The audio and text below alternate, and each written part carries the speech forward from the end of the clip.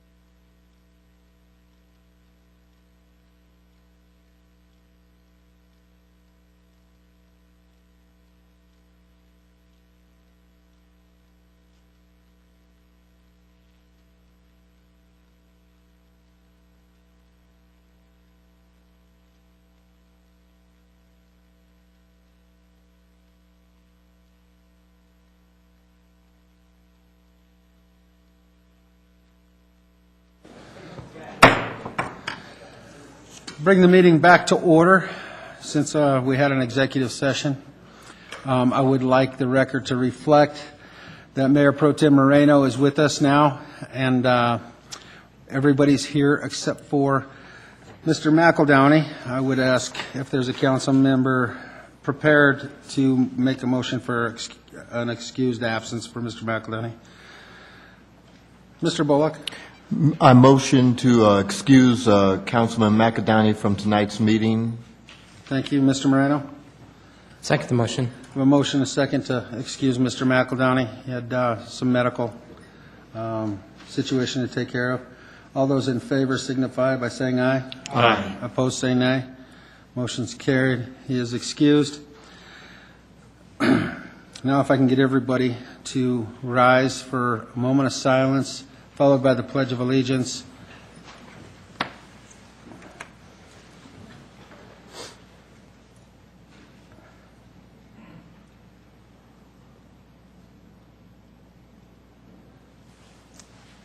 I pledge allegiance To the flag of the United States of America and to the republic for which it stands, one nation, under God, indivisible, with liberty and justice for all. Now, if the staff would go ahead and pass the microphone around and allow the audience to introduce themselves. Bill Clace, Buffalo Highlands.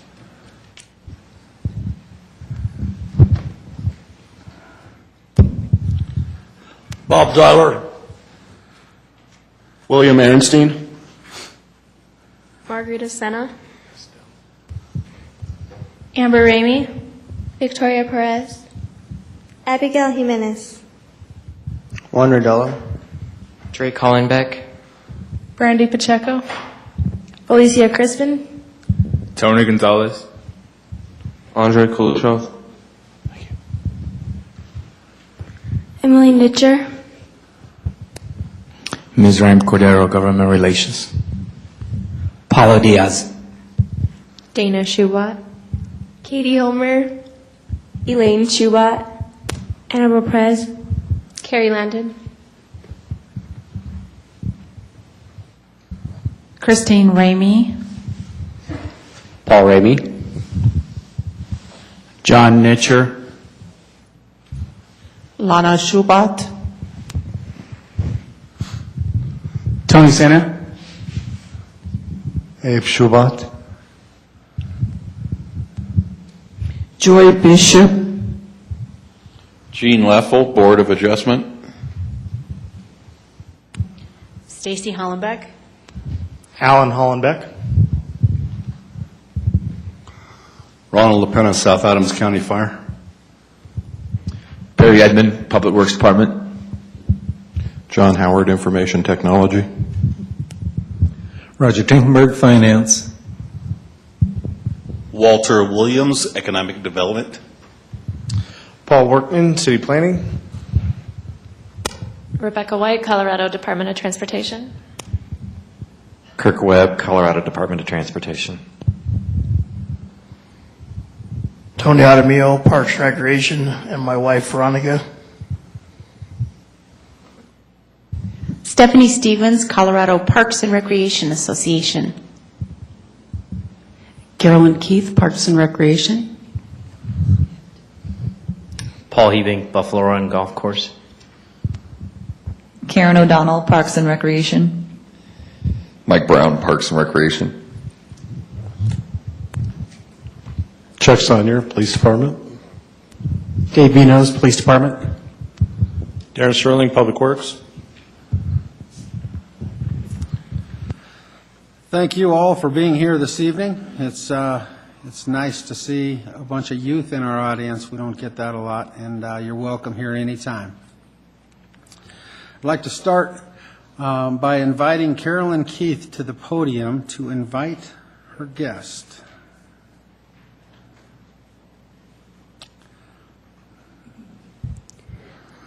Honorable Mayor, members of City Council, this evening I would like to introduce Stephanie Stevens, the Executive Director for the Colorado Parks and Recreation Association, to present to you some awards that the department and individuals received earlier this year at the Colorado Parks and Recreation Annual Conference. Stephanie Stevens. Welcome and good evening. Thank you very much for having me this evening. I have to put this down very carefully. It's very heavy. Well, thank you again for having me this evening. Again, my name is Stephanie Stevens, and I serve as the Executive Director for the Colorado Parks and Recreation Association. I have the privilege of working with and for 1,000 parks and recreation professionals from around the state.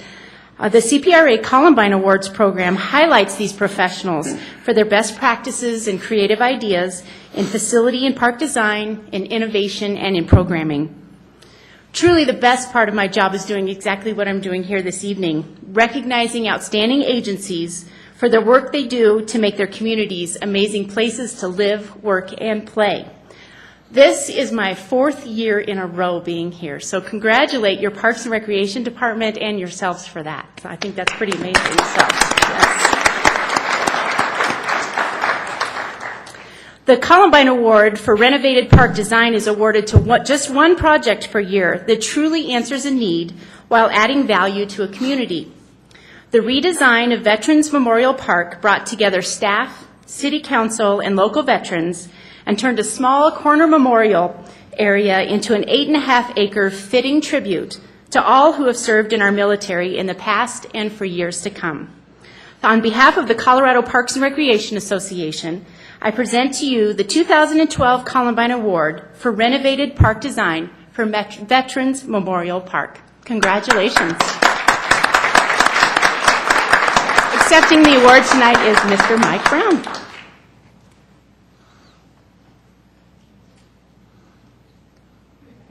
Thank you very much. Thank you. It was actually Tony's project. He just didn't want to come up twice.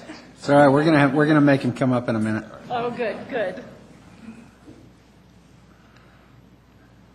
The second award that I want to give tonight, I did not even need a script for.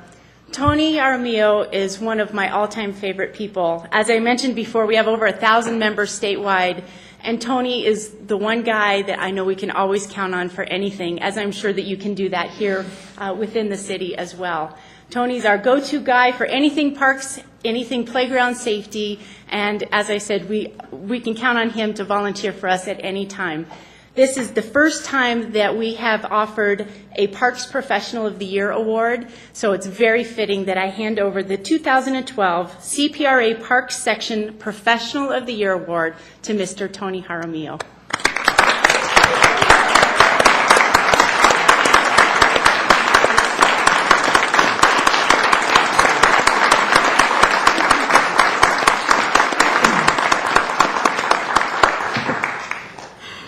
Thank you very much. I'm very honored to receive this award from my peers and be recognized by them for this. I'd like to thank Mike Brown and Karen Keith for the opportunity they give me to be part of the CPRA and the Park Section to do the things that I'm able to do. So thank you very much.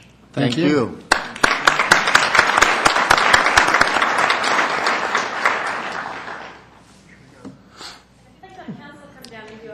Yes, would everybody join me down front, please, so we can, and we can have both awards and Tony and Mike and any other parks employees come on up, please.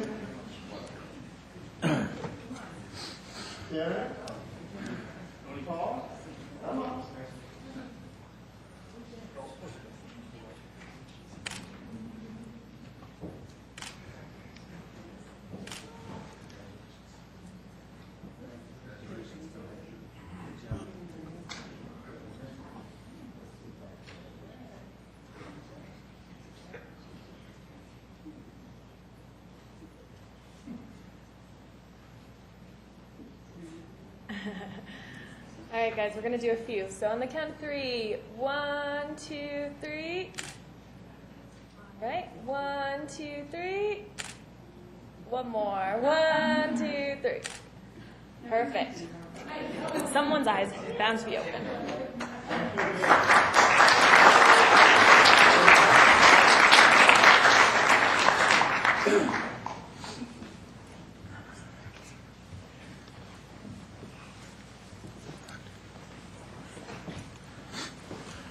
I'd like to start off by saying congratulations, and I don't think there's anybody more deserving for that particular award than Tony myself.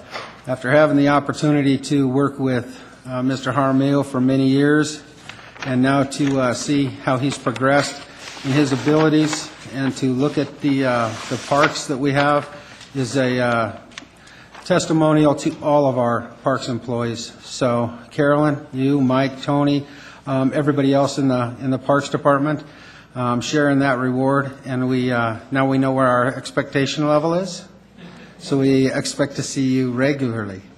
Anybody else have any comments before I move forward? You can blow stuff up, too. No? Great, thanks again. Next item on the agenda will be citizen communication. I have one person that has signed up. Remember that you have the opportunity to come up and talk to the council for 3 minutes. Mr. Kirk Webb, when you come up, please give your name and address for the record, please. Good evening. My name is Kirk Webb. I work for the Colorado Department of Transportation. I work for Region 6 at 2000 South Holly Street in Denver, Colorado. Thank you for allowing me some time on your agenda to update you on the I-70 East Corridor project. I wanted to let you know that next week we'll be having public meetings. One of those will be held in your community at Commerce City at the Rec Center on Tuesday, November 13th, between 5:30 and 8:30 p.m. Last time I was here in May, I heard your comments about us scheduling around your schedule, so we've tried to accommodate your meeting schedule as well to allow you the time to attend our meetings. I hope that works for you this time. Yes, thank you. We'll also be holding a meeting in Denver at the Swansea Rec Center on Wednesday, November 14th, in coordination with this. We've also been flyering communities, letting them know about the meetings, inviting them to attend. We've also been including the neighborhoods in Commerce City in that flyering event, so your community members will be getting those notices in their mailboxes or on their doors as well. One of the things that we're going to be talking about at our public meeting is our new alternative, the one we released back in May, the new partial covered lower alternative, puts the freeway below grade in the Elyria-Swansea neighborhood. One of the other things that we're going to be taking comments on is the elimination of the realignment alternatives. We hope that this will be the last time that we have to show these alternatives and that we can put these alternatives to bed and they'll no longer be of concern to the project. We've been also researching ways to find funding for the project. We're issuing an RFP in order to help us find a financial consultant to help us identify those funding opportunities. And finally, I'd like to thank you all for your support, your letters of support for the new alternative that we've developed. We've received those at the DOT, and we're appreciative of your support, as well as your comments on the I-76, I-270 alternative that we are trying to not do any more work on. And we understand that your community supports us in that effort, and so we thank you for your letters.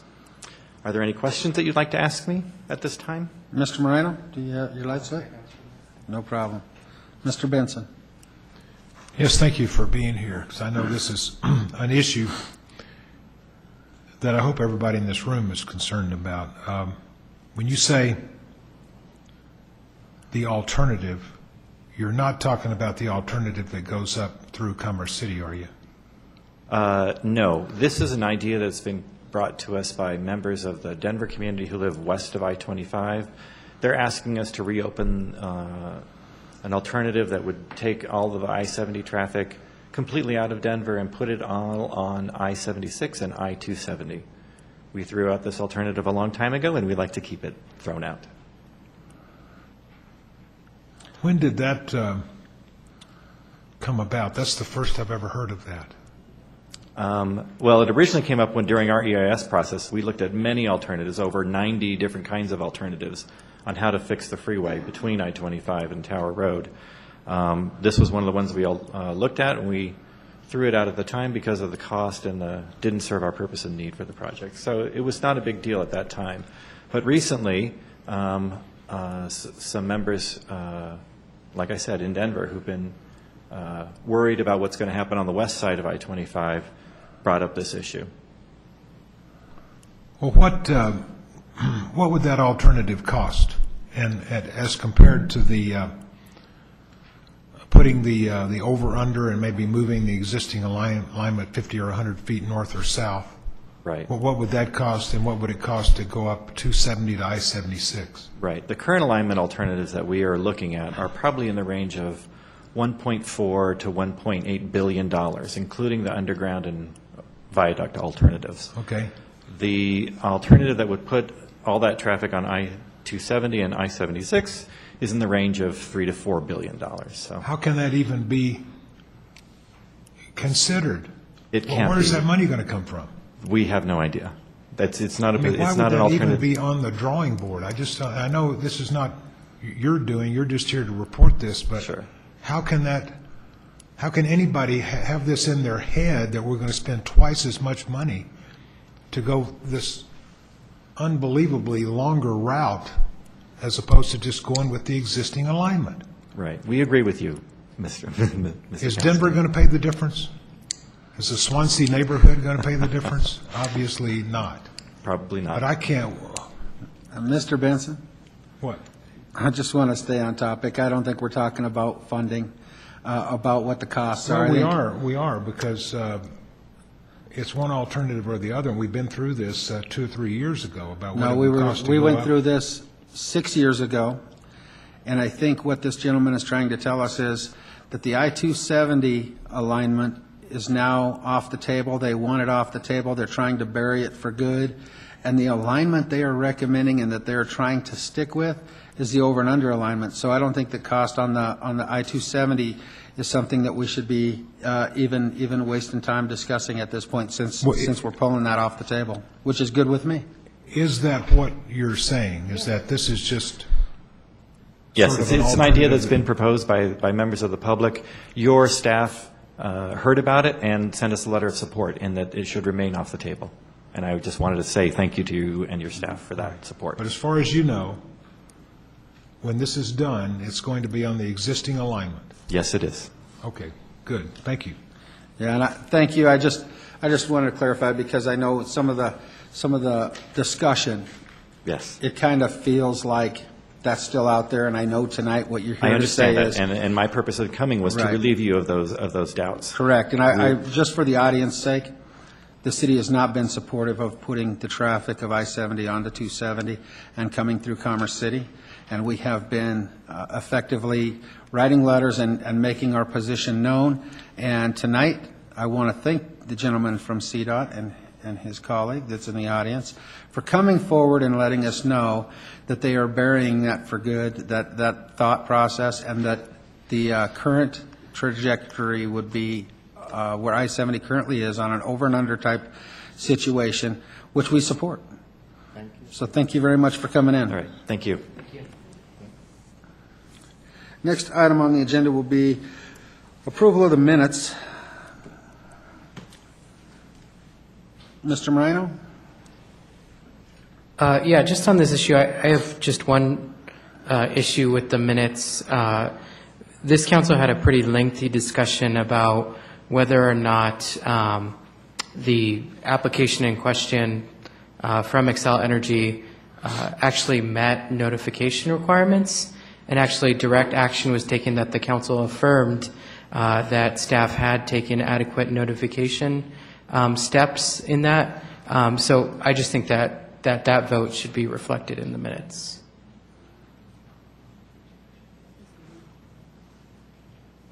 Was it? Thank you, Mr. No, that was Moreno. this meeting. Yeah.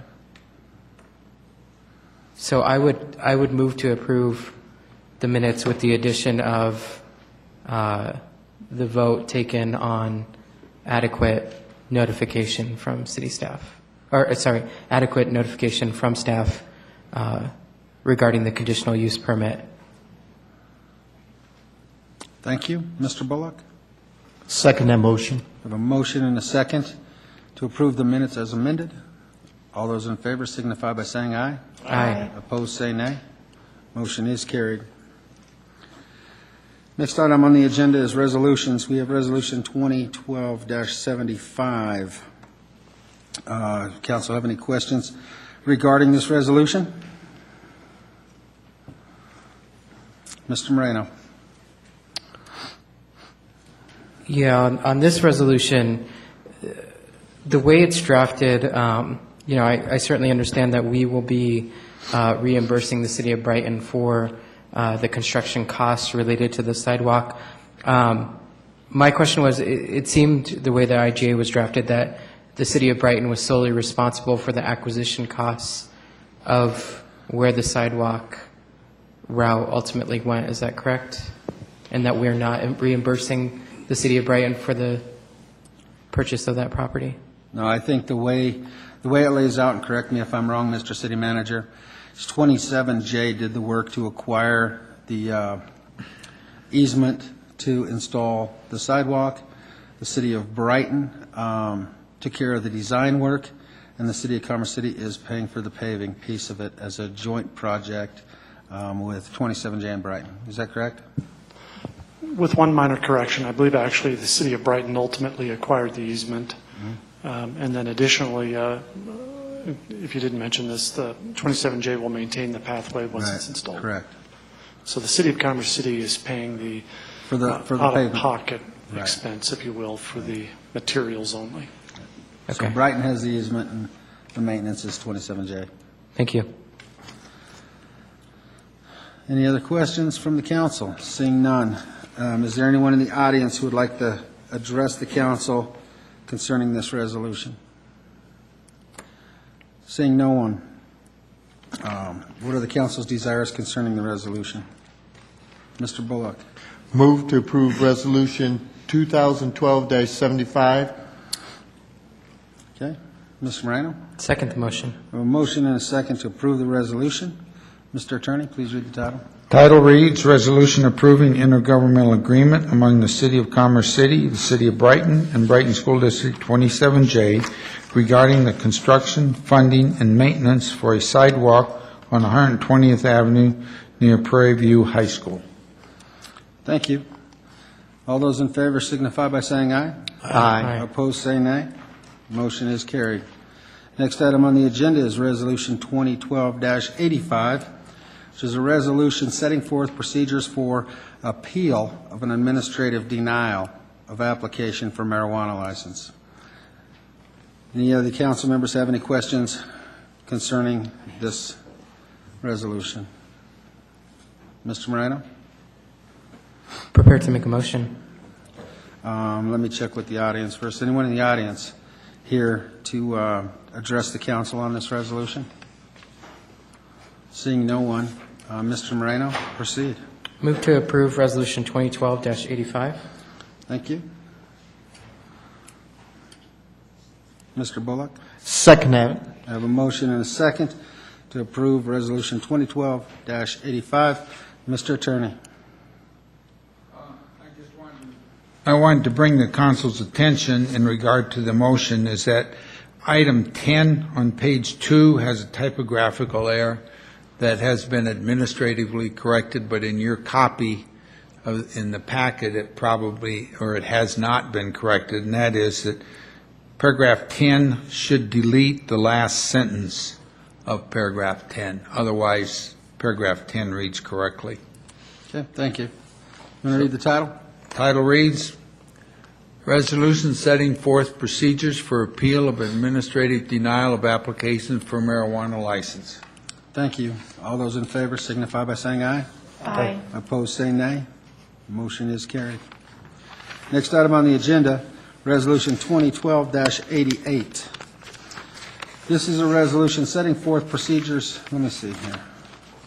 A resolution appointing members to the Youth Commission of Commerce City. Council have any comments? Councilwoman Carson? I was just ready to make a motion. Mr. Bullock? I was ready to second the motion. Let me check with the audience. Is there anyone in the audience who would like to address the council on this resolution? Seeing no one, Councilwoman Carson, go ahead. Motion to approve Resolution 2012-88, resolution appointing members to the Youth Commission of Commerce City. Thank you. Mr. Bullock? Second that. I have a motion and a second to approve Resolution 2012-88. Mr. Attorney? Title reads, Resolution 2012-88, resolution appointing members to the Youth Commission of Commerce City. Thank you. All those in favor signify by saying aye. Aye. Opposed, say nay. I would like to ask all the new youth members to come forward to take a picture with the council.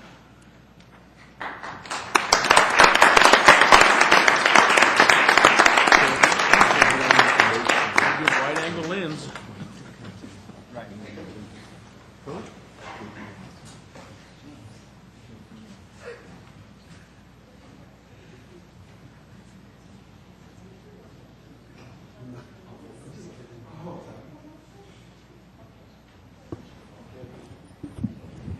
First stair, second stair, come on, keep coming. Yeah, we're gonna have to scooch in, guys.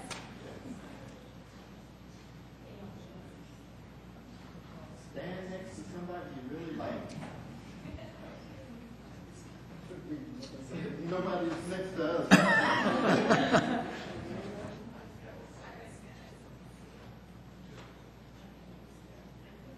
We have you guys just scoot in a little bit over there, sorry. All right, guys. We'll do 3 again on the count of 3. 1, 2, 3. 1, 2, 3. 1, 2, 3. Perfect. All the parents get pictures? Yeah.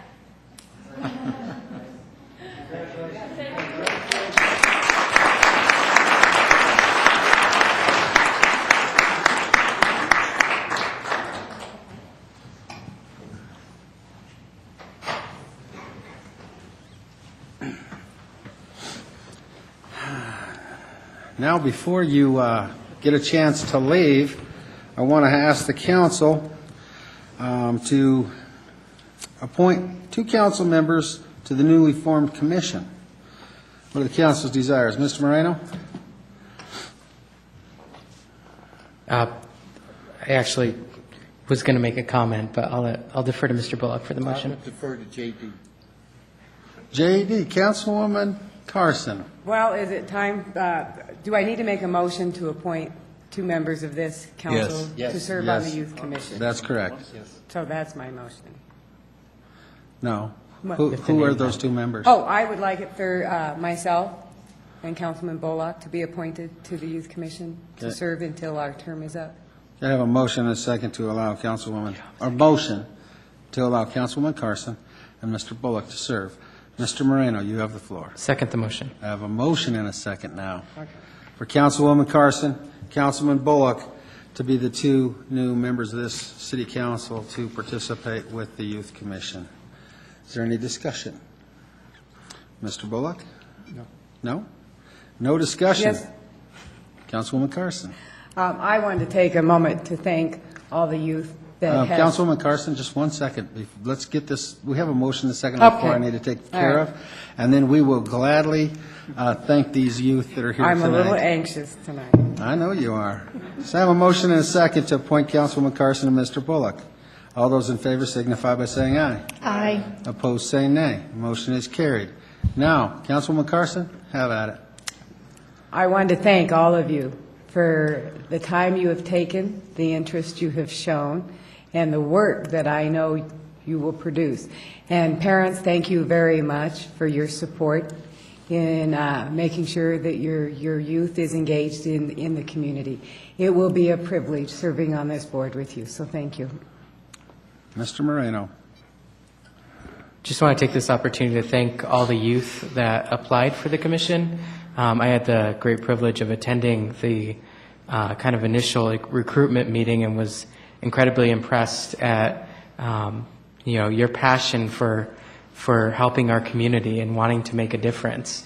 That's how a difference is going to be made, is by you taking the leadership on it. So thank you so much for your interest. Like I said, I wish something like this was around when I was growing up, and I'm glad to see that it'll be around for you and for many more that come after you. Thank you. Mr. Teeter. I would also like to congratulate you for your efforts coming forward here. I was on the interview board with you young people, and I was very, very impressed with the way you handled yourself and the interest you showed in becoming part of this community. And we look for great things out of you in the future. Thank you. Councilwoman Carson, you have something else? I did forget a couple things.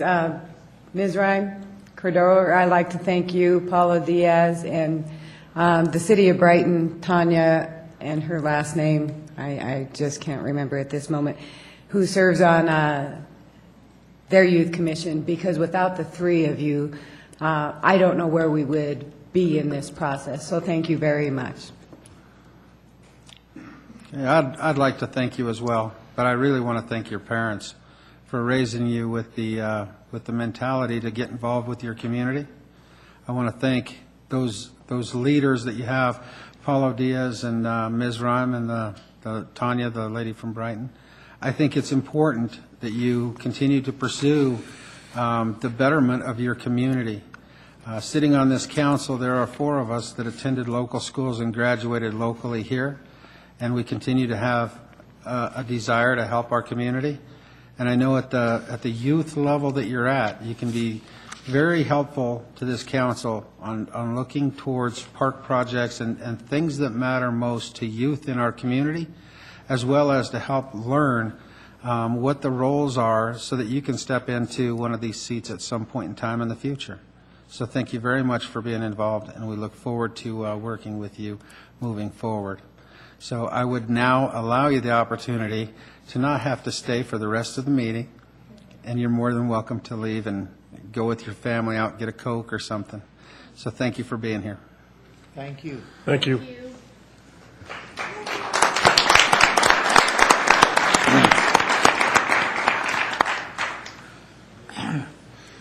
Mr. Mayor, while they're departing the council chambers, let me state the minutes should reflect that the appointment subject to adoption of Ordinance 1934, because that's the ordinance that actually establishes the Youth Commission. So once that ordinance is adopted later on the agenda, right, you'll note, then of course this resolution would be in full force and effect.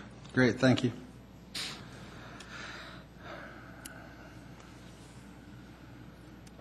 Next item on the agenda, Resolution 2012-92, which is the first amendment to the April 16, 2010 intergovernmental agreement between the Northern Infrastructure General Improvement District and the City of Commerce City. Council have any questions concerning this resolution? Councilwoman Carson? No? Is there anyone in the audience who would like to speak to the council concerning Resolution 2012-92? Seeing no one, what are the desires of the council? Mr. Moreno? Move to approve Resolution 2012-92. Thank you. Second the motion. Councilwoman Elliott seconds the motion. Mr. Attorney, you want to read the title, please? Yes, the title reads, Resolution Approving the First Amendment to the April 26, 2010 Intergovernmental Agreement between the Northern Infrastructure General Improvement District and City of Commerce City. Thank you. All those in favor signify by saying aye. Aye. Opposed, say nay. Motion is carried. Now we get into the public hearing portion of our meeting. At this time, I'll reopen the public hearing continued from October 15th on the 2013 budget. Is there anyone in the audience who would like to address the council regarding the budget? Seeing no one, I will close the public hearing. What are the desires of the council? Mr. Moreno? I would move to approve, is it Resolution 2012-80? Is that correct? 2013 budget? Yep. No, it's not a resolution. Yes, it is. Yes? Move to approve Resolution 2012-80. Okay. That's correct, Mr. Attorney? Yes. 2012-80, yep, you're right. Mr. Bullock? Second that. I have a motion and a second to approve the 2013 budget. Now we'll go into discussion. Mr. Benson? You know, I was looking in here, is there anything in this budget with regard to any money at all going to the parks up north or to lights on the dark part of Tower Road? Is anything in this budget? I'll let the city manager respond to your question. The budget that's been proposed by staff includes all of the items that council requested that we include in the budget. Because council hadn't directed us to include funding for a park in the Northern Range or streetlights on Tower Road, neither of those are included in the proposed budget. That's what I thought. Anyone else for discussion? Mr. Douglas? Yeah, this is by going to budget we had before we had our budget retreat. I know there was 3 different selections as far as how we could balance our budget when taking from the general fund, reappropriation of funds 2.2, and then looking at different areas with staff and all. I felt that at our study session, even though consensus was taken, that those 3 items should have been brought forward, broken down to actually see exactly how that would look before we went forward, and that didn't happen. I felt that we could have tightened our belt a little more here in the city, because as we go forward, looking at the recommendations later on from QCI, and that this presidential election, just like in 2008, is going to bring a lot of people out to vote. We had an opportunity to put some items on the ballot, which we didn't, at the cost of Xcel Energy.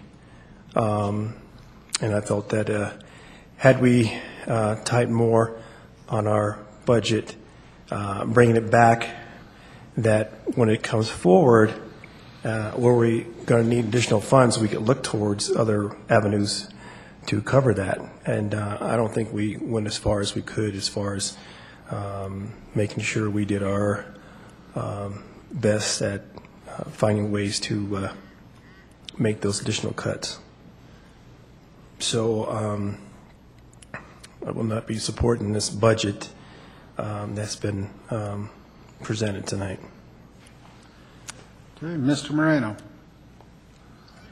Yeah, I'd like to make a couple comments.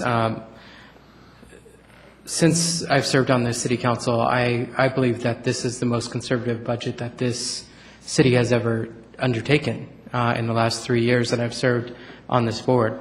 I appreciate staff's work that they put into this. I appreciate Mr. McBroom for recognizing the state of the economy that we're in and really coming to an agreement that we would continue to advance the goals of the city council, which is not to cut services for citizens, to take care of our employees, to provide for our city employees.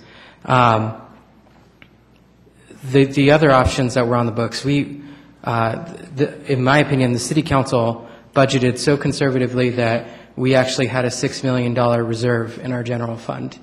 And so when we came up a little short this year, we decided to supplement some of that reserve in the general fund above and beyond what we're required to have in our reserves to cover the remaining gap that we were experiencing. I'd just like to point out that the additional cuts that we're talking about would have been cuts to city employee benefits. They would have been cuts to employment. They would have been furlough days. Those are the options that we're talking about when we're talking in general about cuts and about tightening our belt. For me, and I think for the majority of this council, that was not an option. And so I believe that I respect everyone's opinion, but I do believe that this is a very conservative budget for conservative times. Mr. Douglas.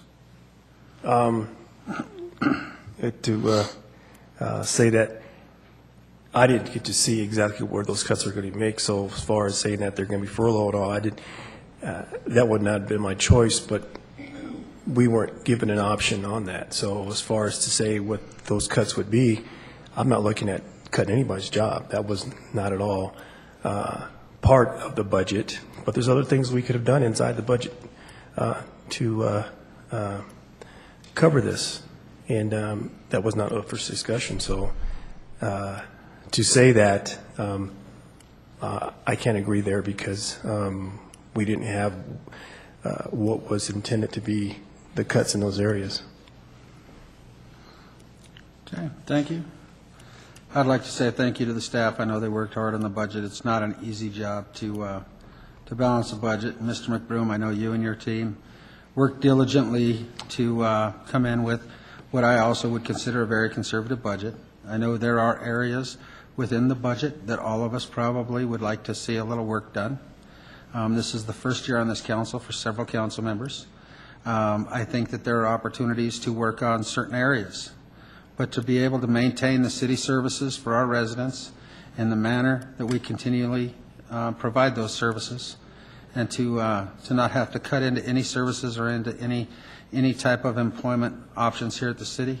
I'm supportive of the budget that you prepared and put before me, and I will be supportive of it. I do have a motion and a second on the floor. I do not see anybody else that has discussion at this time. So all those in favor? You need to read the title on that? Yes, please, go ahead. Title of this resolution reads, Resolution 2012-80, public hearing on 2013 budget. Thank you. Motion and a second, and the title's been read. All those in favor signify by saying aye. Aye. Opposed, say nay. Nay. Let the record reflect 2 nay votes, Mr. Benson and Mr. Douglas. Next item on the agenda is ordinance Z 898-12, which is a public hearing. However, it has been requested to continue this to January 7th, 2013. What are the desires of council? Mr. Bullock. Move to continue Z 898-12 until December, did you say December 13th? January 7th. Oh, January 7th. Mr. Teeter. I'll second that. A motion and a second to continue ordinance Z 898-12 to January the 7th. I don't need anything from you, Mr. Gaylor, do I? All those in favor signify by saying aye. Aye. Opposed, say nay. Motion is carried. Next item on the agenda is conditional use permit 100-12, which is a public hearing. I will now open the public hearing. And just for a point of clarification before I continue, Mr. Douglas, every time you try to speak or to put your name up here on my list to speak, it doesn't stay on. On that particular, on this new voting system that we have, one side turns it on, one side turns it off. So if you're hitting it in the center, it's blinking on me, and I just happened to catch it that one time. So I don't want to pass you up if you have something to talk about. So just make sure that your light stays lit when you push it if you want to speak, okay? All right, now we'll move on. Staff prepared to make the presentation? Go right ahead. Good evening, Honorable Mayor and members of City Council. Good This evening. first land use case before you is CU 100-12. The applicant, Rocky Mountain Recycling, is requesting a conditional use permit for a rail spur on their site at 6510 Brighton Boulevard. The site is currently zoned I-3. It's located right here on your map. We've got 64th Avenue, Brighton Boulevard. All the surrounding area is zoned I-3, and it's designated as general industrial in the comprehensive plan. Case history for the site: it was granted a conditional use for a scrapyard back in 1975. There was a 2-foot height variance in 2001, and there's a 6-foot fence height variance, fence setback, and landscape variance back in 2008 that was approved. So here's the site in question. Let's see if I can get the lights. There we go. All right, so here's Brighton Boulevard, East 64th Avenue. So the way the site operates is trucks or passenger vehicles bring ferrous steel material into the site. It's weighed, and then it's dropped off back here and sorted into different piles. Those piles are then loaded onto rail cars, and the material is shipped off the site. So here's what the applicant is proposing. They have an existing rail spur already on site. They're proposing to add a second parallel spur that will not result in any additional right-of-way crossings. The Planning Commission felt that this proposal will not have any negative impacts to the surrounding area, that it will improve the efficiency of business operations for the applicant, and that no additional right-of-way crossings are required. Planning Commission recommends that City Council approve the conditional use permit. And staff is happy to answer any questions that you may have. Thank you.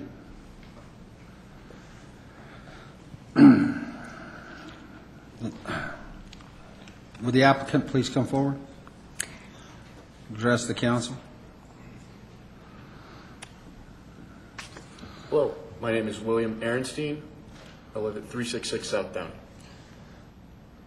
I believe that there's no reason to reject this rail spur. There's already an existing one, and this one runs parallel to it and should not change any of the facility operations or deteriorate the surrounding neighborhood. Great. Is there any questions of the council for the applicant at this time? Seeing none, thank you. Is there anyone in the audience who would like to address the council on this permit application? Seeing no one, I'm going to close the public hearing. Is there a council person ready to make a motion? Mr. Moreno? We need to consider the findings and recommendations of the Planning Commission. Move to accept the findings and recommendations of the Planning Commission in regards to CU-100-12. Thank you. Mr. Bullock? Second. Okay, I have a motion and a second to accept the findings and recommendations of the Planning Commission. All those in favor signify by saying aye. Aye. Opposed, say nay. Motion is carried. Now I'll ask for the desires of council concerning the conditional use permit. Mr. Bullock? Move to approve conditional use 100-12. Okay. Mr. Moreno? Second the motion. We have a motion and a second. City Attorney, please read the title. Title reads, Conditional use permit for the adoption of a second rail spur, case CU-100-12. Thank you. All those in favor signify by saying aye. Aye. Opposed, say nay. Motion is carried. Now we'll go to AP-15-12. I'll now open the appeals hearing on this matter and will ask the city attorney to advise us on how to proceed. Okay.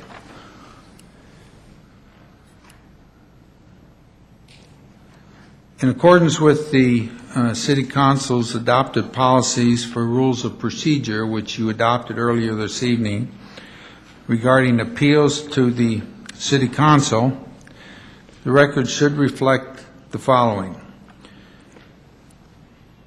The date of this hearing being November 5, 2012. Proper legal notice was given for this hearing.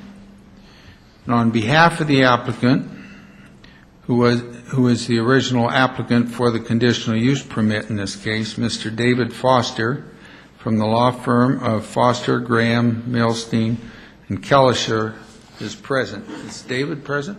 Yes. Also present on behalf of the city staff is Karen Stevens, Deputy City Attorney, Chris Kramer, Interim Director of Community Development, Steve Timms, Interim Planning Manager, Paul Workman, City Planner, and Mike Brown, Parks Planning and Operations Manager. Some or all of those people may be called as witnesses, but they are on call for possible testimony in this proceeding. The question to be decided this evening is whether the staff erred in administratively denying the conditional use permit to operate a medical marijuana dispensary at, and this is the address that's under consideration, 5500 Colorado Boulevard. The denial was because it failed to meet the distance requirements set forth in the Land Development Code. On October 2, 2012, the Planning Commission held a public hearing and voted 5-0 to affirm the staff's decision of the denial. At the conclusion of this hearing before this City Council must make a finding as to whether the administrative denial was made in error.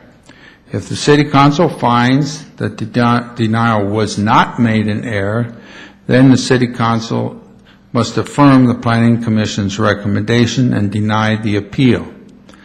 If the City Council finds that the denial was made in error, then the City Council will then send the case back, be determined that the recommendation from the Planning Commission should be overturned, and a decision to overturn does not mean that the conditional use permit has been granted, but the case would be sent back for consideration of the conditional use permit, and it can then go forward as a conditional use application. The decision, if the appeal is granted, simply reverses the administrative denial and allows the application to proceed through the normal hearing process for a conditional use application. Now, are there any questions from the City Council as to the process that I set forth here for the hearing this evening? If not, I'll ask either council if they have any questions regarding the comments that I've made. Okay. I do have a couple points I want to make. All right. Real quick. I want to make it clear to the council and to the audience, what's being discussed is not a conditional use permit to allow a marijuana facility. What's being considered tonight is whether or not staff acted in the proper manner when considering this application. So I will be asking for comments from the audience as well as from my council. I want to make sure you keep your comments directed towards whether there was a discrepancy in what the staff has determined on how this application went forward, not on whether you want to approve a conditional use permit for a marijuana type facility. That's correct. Okay, go ahead. Okay, at the outset, I'm going to make some exhibits, part of the proceeding, to simplify it for both. Excuse me, the city. Mr. Mayor. Yes, sir. My light's blinking. I did not And see your light. I've got a question and a clarification I wanted to ask of Mr. Gaylor. All right. That's fine. Okay. Mr. Benson, go right ahead. Yes, Mr. Gaylor, what is the definition of error in this case? What's our standard of review? And is it abuse of discretion or some other stronger type of burden? What is it actually that we're supposed to be finding? What level of review is it at this point? Your level of review by a preponderance of the evidence of whether or not the staff properly ruled in this proceeding. That's the standard of review. Whether or not they were right or whether or not they were wrong by a preponderance of the evidence. Were there any facts to support their finding? Yes. And if we find that there were that's the facts question. to support their finding, then we must agree with their finding. That's correct. Is that correct? Right. All right. Do we proceed? Mr. Benson? Yes, those are the questions I have. Okay, Mr. Moreno, your light's on. Do you have a question for Mr. Gaylor at this time? I do. Mr. Gaylor, the discussion that we're really considering tonight is really rather limited in scope. Very much so. Yes. So if this council comes to the conclusion that perhaps staff did not err in their decision making however, recognizes an opportunity or necessity for flexibility regarding our land development code. That decision cannot be made tonight, correct? But can a request be made of staff to look into that issue? You can make that request. What that would entail is an amendment to the land development code, but certainly that direction can certainly be made. That'd be appropriate by this body. Okay, thank you. All right. Councilwoman Carson, do you have a comment for Mr. Gaylor? Question. I do have a question, and I'm not sure how to phrase it. We have that 1,000-foot measure for liquor stores, correct? Yes. And a liquor store can be on a parcel that is quite a bit smaller than what this parcel would be. So if that building was placed on a parcel that was 1/10 this size and was still within that 1,000 square foot, and I'm not sure how far back this building is set on that parcel, is the 1,000 foot, if we measured from that to the building, would we be within that 1,000 foot? And are we measuring from that to the property line? And then how much further back is the building? Right. Rather than me getting involved with, if I may, producing evidence in the case, right, that is the type of testimony that will be presented for you to hear during the course of the hearing. We as the city, though, do we measure just to the property line? Is that what we do? Councilwoman Carson, if I can, just for 1 minute. Before we get into this hearing, I'm just allowing the city attorney right now to explain the procedures on how to move forward with this process.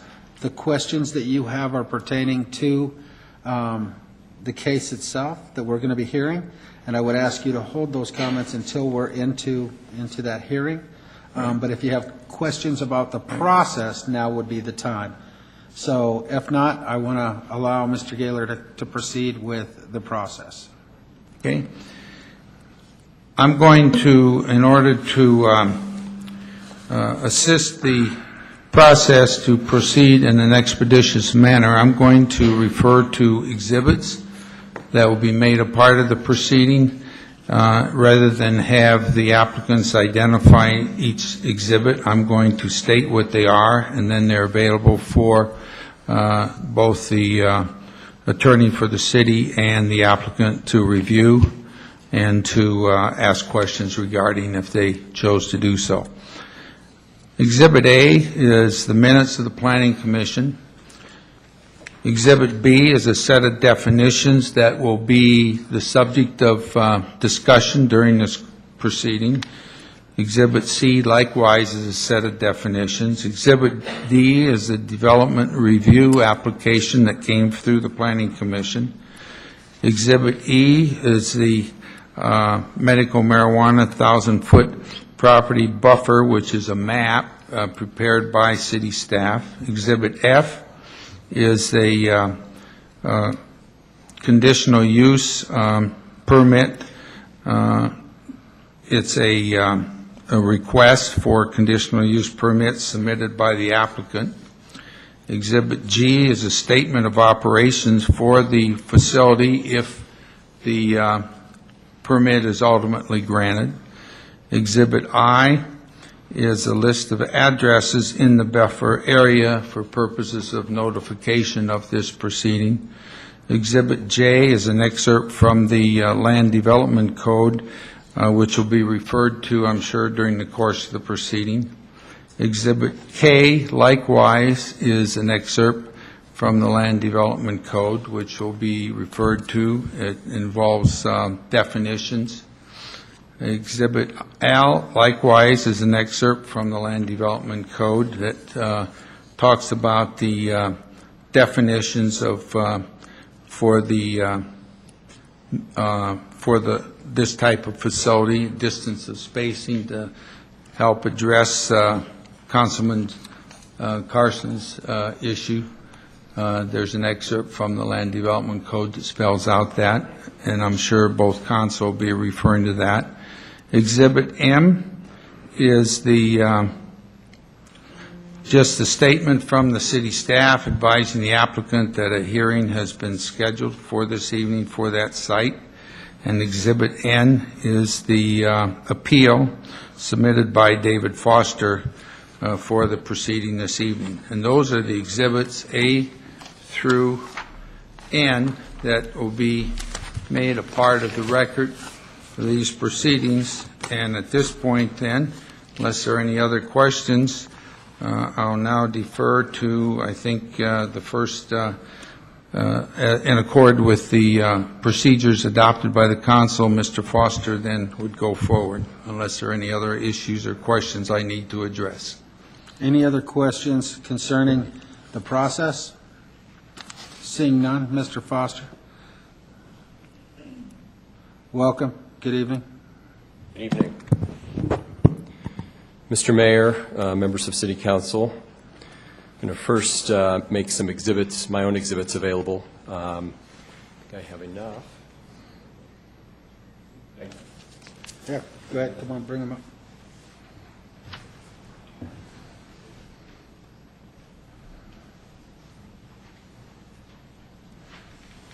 Thank you. Thank you.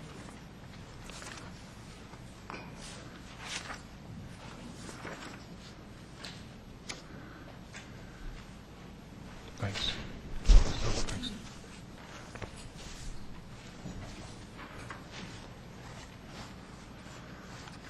So good evening, Mr. Mayor, members of City Council, David Foster, 360 South Garfield, Suite 600, Denver, here on behalf of Avita. I want to begin first by Mr. Benson. You asked probably one of the most important questions, and that is what is the standard of review. I am going to take issue with the way in which you and Mr. Gaylor addressed that, because you were asking the question, what is the standard of review, and you had asked if it means that if there are any facts in the case, whether or not that is substantial enough to support the city's determination. That actually isn't the standard of review. It's not an arbitrary and capricious standard. This is a de novo hearing on the issue of whether or not the determination is appropriate. And so it's de novo. It's based on the facts that the staff would be reviewing if, in fact, you were the staff. And so I just want to clarify that. I said preponderance. Okay. I just had heard a slightly different standard. I thought I heard Mr. Benson ask if that means any facts would substantiate. I did too, and if it's de novo, it's a completely different. It is de novo. Okay. It is a de novo standard. Before you proceed, Mr. Gaylor, is it all right with you? Yes, I did answer preponderance of the evidence. You weigh the evidence that's being presented, and that was my answer. Okay, now, I just want everybody to keep in mind, Mr. Gaylor's an attorney, Mr. Foster's attorney, Mr. Benson is an attorney. However, there are 7 other folks up here that are not attorneys, and sometimes we need you to explain those kind of things so that we are participating as a part of this without knowing the legal jargon. Okay, so let me, and Mr. Gaylor, again, if I'm misinterpreting the way in which this is done, I know you will hesitate to jump in.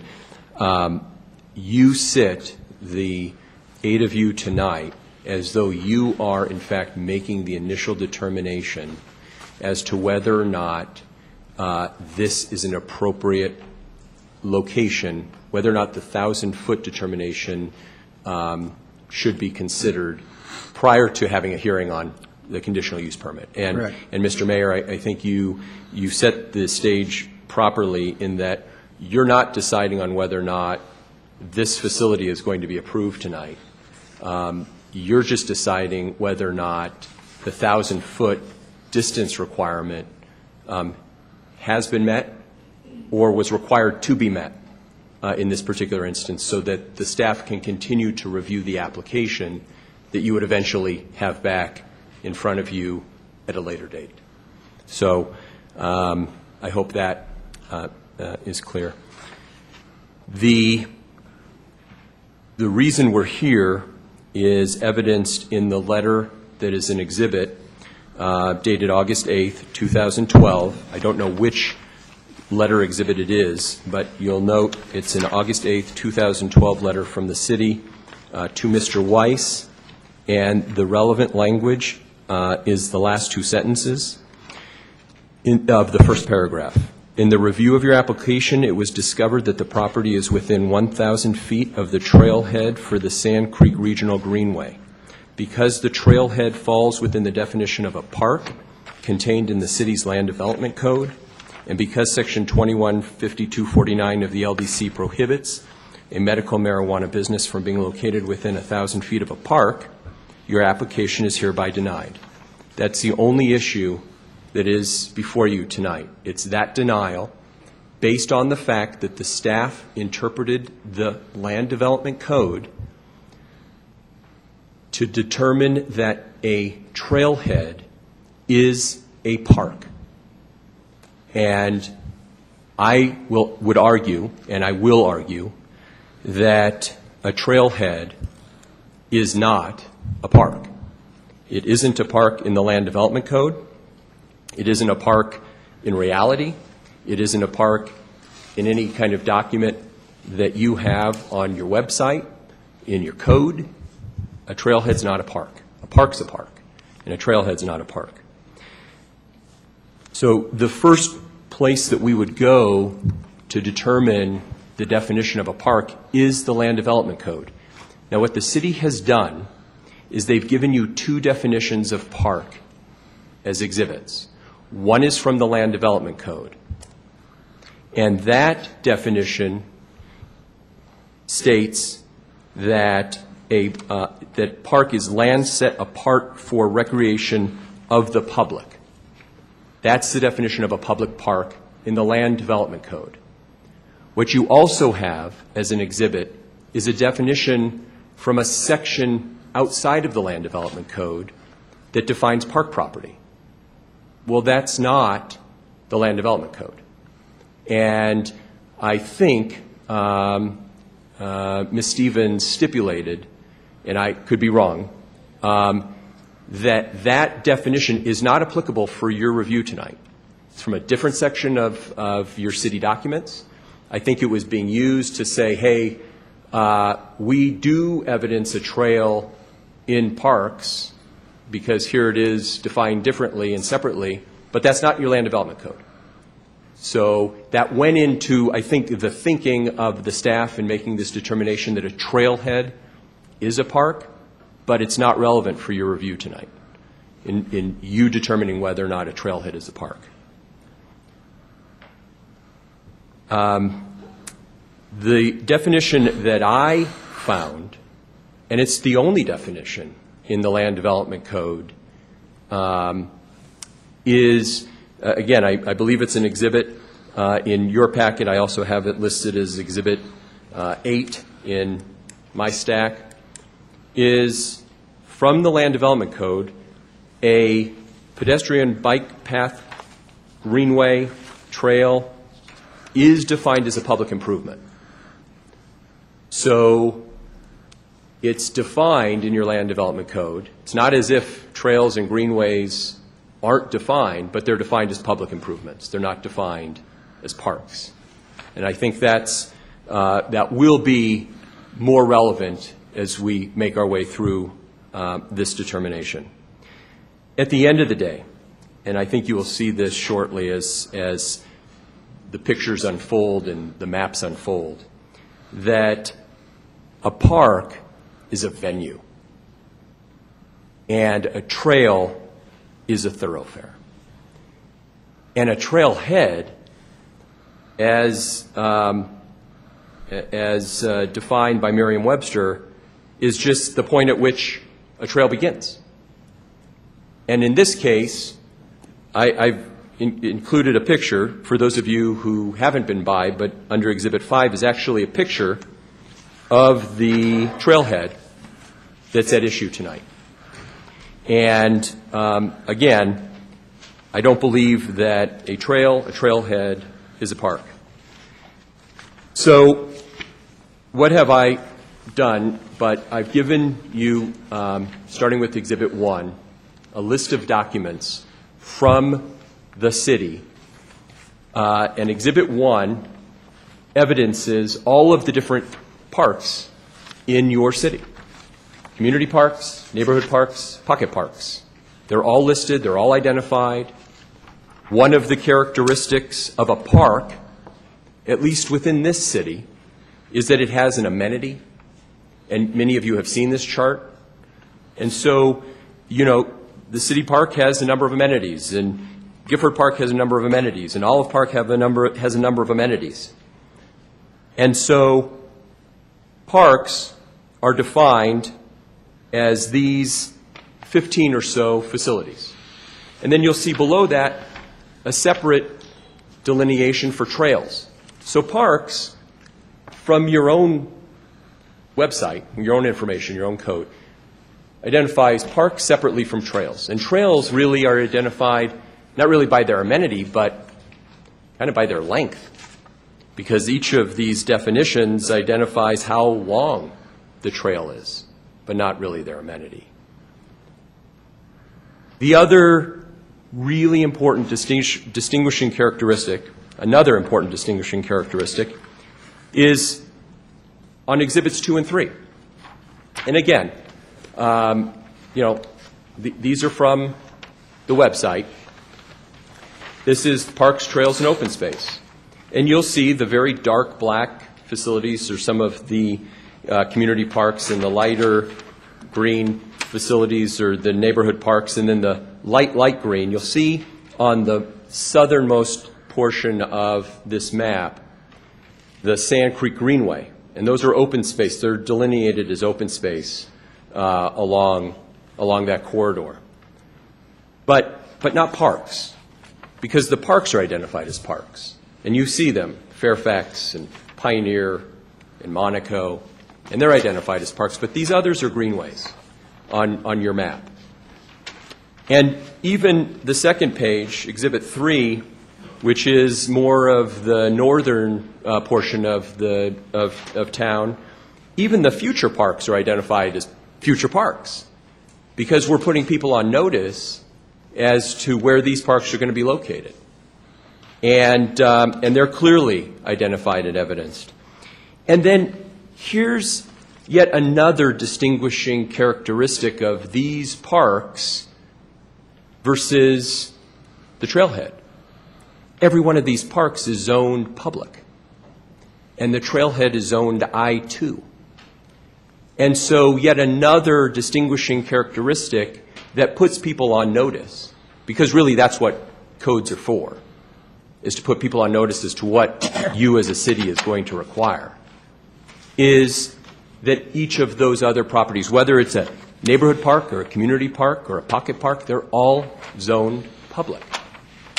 And the trailhead and the trail is zoned in some portions, some places I-2, other places I-1. I think it may even be zoned I-3 in some of that stretch along Sand Creek. But never is it zoned public.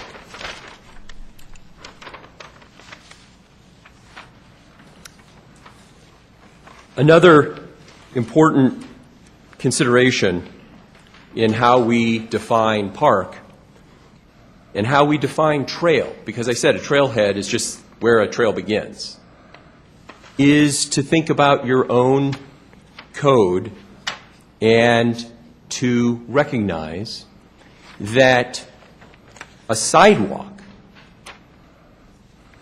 is a trail, but is it a park? Because throughout your entire community, north and south, you have sidewalks that are multi-use, that serve both a public sidewalk and a public trail. And if the city's determination is correct that a trailhead is a park, then what you're also suggesting has to be the logical conclusion is that the sidewalks that have multi-use are also parks throughout the entire community. And so future applications, because this doesn't apply to just this application, it's for all future applications. that any application that is submitted that is within 1,000 feet of any one of these multi-use sidewalks cannot be approved either, because it would be within 1,000 feet of a trail.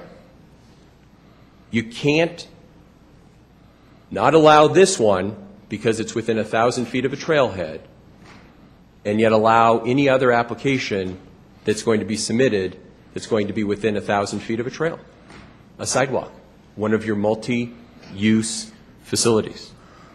And so this decision really has much more profound implications than just some folks trying to open up a medical marijuana facility on Colorado Boulevard. I mean, this is something that will have far-reaching impact. I've shown you via pictures, and pictures really do sometimes tell more of a story than lawyers can. And I wanted to also address the issue that Councilwoman Carson raises, and do so by directing your attention back to the section of the code, 215249. That's the section of the code that limits these uses within 1,000 feet, which is why we're here. And I wanted to direct your attention to the way in which this particular section of the code is written as it relates to spacing, because I think, Councilwoman Carson, you've hit on a really important issue that we addressed at Planning Commission, and that is, generally speaking, and you have the code section that the city's already provided, generally speaking, spacing is determined from property line to property line. That's the global way in which spacing is determined in the city when trying to define distances between uses. And I don't believe that's incorrect. I think that is exactly the correct way in which spacing is generally defined. But here's an interesting circumstance where there's something more specific that identifies a spacing requirement. And again, I want and I encourage you to spend some time looking at the language of this particular section. It states, no medical marijuana business or primary caregiver shall be located within 1,000 feet of the following. And the first four examples, I think, are what's determinative in this particular analysis. It says the exterior boundary of any public zone, the exterior boundary of any residential zone district, the exterior boundary of any existing or occupied mobile home, and then it talks about the existing boundary of any lot. And what's important here is, why do you have to say that? Why do you have to say it's to the existing boundary? We already know that the way in which the city judges distance is by the exterior boundary of a property. We know that, right? It's already in the code.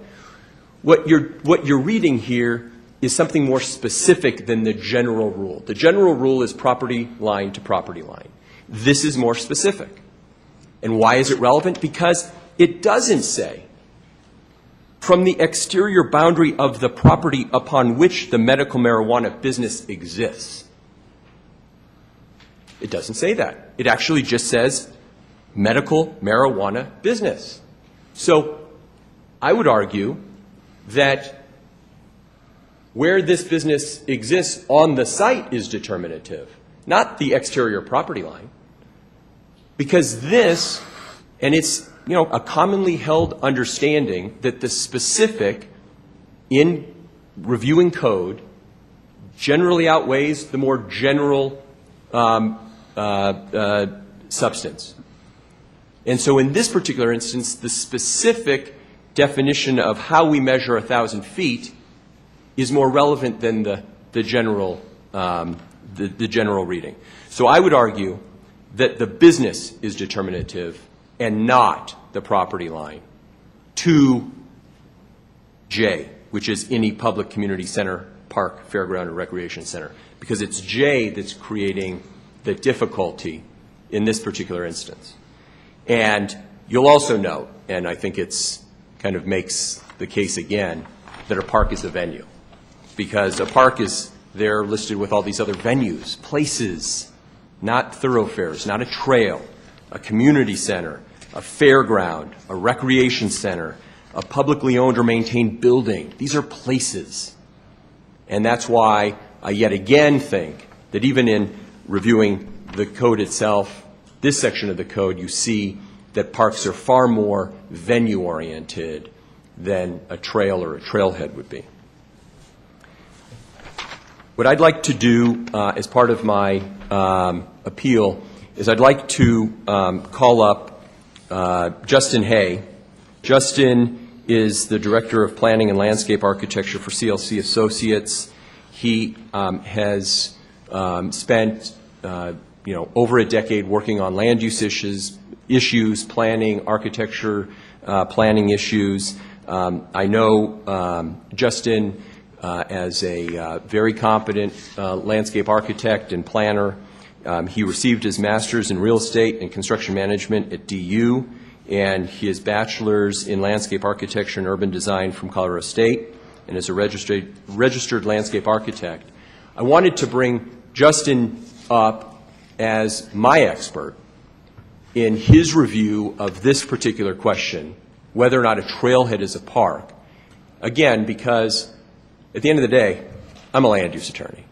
And what I think to be accurate and true is being set against some of the very best planners and designers that I run across, your staff in this city. I think in this case they're wrong, frankly, and you know that by now. I think they're just wrong on this particular case. It doesn't mean I don't think the world of them. But I wanted to invite Justin up to give his opinion on this definition, and then I'll come up for a couple of concluding comments, if that's okay with you, Mr. Mayor. I have one question for Mr. Gaylor. In this process, this appeal process, we will allow the council, and I just want to make sure I'm correct here, we'll allow the council for the applicant to finish with their piece, then we'll allow the city the opportunity to present their case, and then is there a part for afterwards to give a amount of time for rebuttal from both? Is that correct, how that'll work? That's the way our procedure has been adopted. And since this is something new for the majority of this council, I've had to serve on these type of appeals with Adams County several times, so I'm fairly aware of it, but I know this is the first time for several of the council members. We're sitting more in a judge-like manner, and we'll allow this appeal, this process to take place with the attorneys. But after the applicant's side is done, do we have questions or comments from the council, or do we wait until the whole thing's over with? I would suggest we wait until the entire case is concluded. Okay. And the only reason I'm asking is because I have people that are requesting to speak at this time. I just want them to know that I'm not ignoring them, that I am trying to follow the procedures that are set forth. They will have the opportunity to make comment, but you were telling me that comment needs to wait until after both sides have had their opportunity, correct? Only because the issue that they may be asking about will be answered later on in the proceedings. So that's why we should wait until all the evidence is in and then questions and comments. Okay. Is that acceptable to you, Mr. Benson? Your light is on. I heard Mr. Foster say that the definition under... Mr. Benson, before we get into asking comments or questions... That the definition under 7-1000 does not apply. That's crucial to everything that we're talking about here. Then we have to consider while we're hearing everything. Is that true, Mr. Gaylor and Ms. Stevens? We're not dealing with the definition under 7-1000. I would agree that the definition from 7-1000 doesn't apply. It's the definition in the Land Development Code that applies. Okay, but 7-1000 is out. Okay. Now, this affects how we're all going to hear this evidence, I think. Correct. Now, Mr. Foster, yes, I just wanted to make sure that I set the stage to give you your allotted amount of time without having disturbances or interruptions, and that's why I'm trying to help my council along with this, being that this is the first hearing since I've been back as mayor. So, Mr. Benson, please turn your light off until we get further along, and we're at the question and comment period of this hearing, and I will make sure that I allow all the council to have the opportunity to comment and ask any questions. Go ahead and proceed with your analogy there. I would love to object to the testimony of the expert. It seems to me that it's not relevant in this case. What is relevant is what's in your land development code, and regardless of what an expert who might have experience with other land development codes and other planning and those kinds of things isn't particularly relevant to your decision tonight, and that is whether or not the staff erred in making its decision and interpreting what's actually currently in your land development code. Okay. And again, I would just argue that it is about interpretation, and I rely on experts to review codes, and in this particular instance, I've relied on this expert in his review of the code, and I think it's relevant for exactly the purpose that I'm introducing the evidence, to get a sense of what is generally understood as a concurrent definition of parks and trailhead. I think that goes to the very heart of this issue, and an expert in this particular setting seems totally relevant. Okay. Mr. Gaylor, as the parliamentarian here, I would like to ask you how to handle the objection. Well, the crux of the argument is whether or not an expert opinion as far as the definition of a park is relevant if he's going to be talking outside the scope of the definition in our land development code is not relevant. He is limited to what our land development code says. What some other code says is not relevant. So we need clarification in that regard. And how would you like the council to respond to the objection put forth by Karen Stevens? I would say then that any testimony that goes beyond what our land development code says is not relevant and therefore should not be allowed. And I also hear from the applicant's counsel that they feel it is relevant.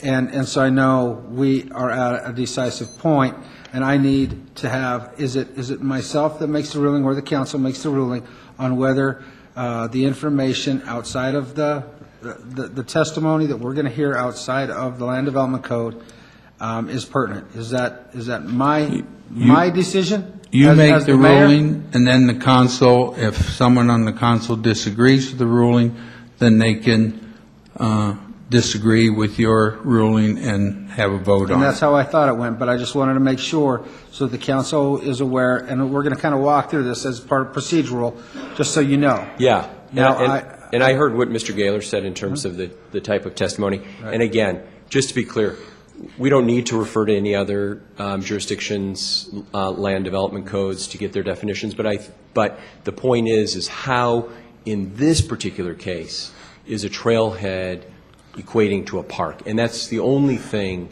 that Mr. Hay is being asked to opine on. And so, for what it's worth, I think it's... Well, it's my decision to overrule the objection on the basis that I would like to hear the testimony that you have to present, and I know our council will also have the opportunity to rebut that and pull everybody back the direction that they feel is necessary.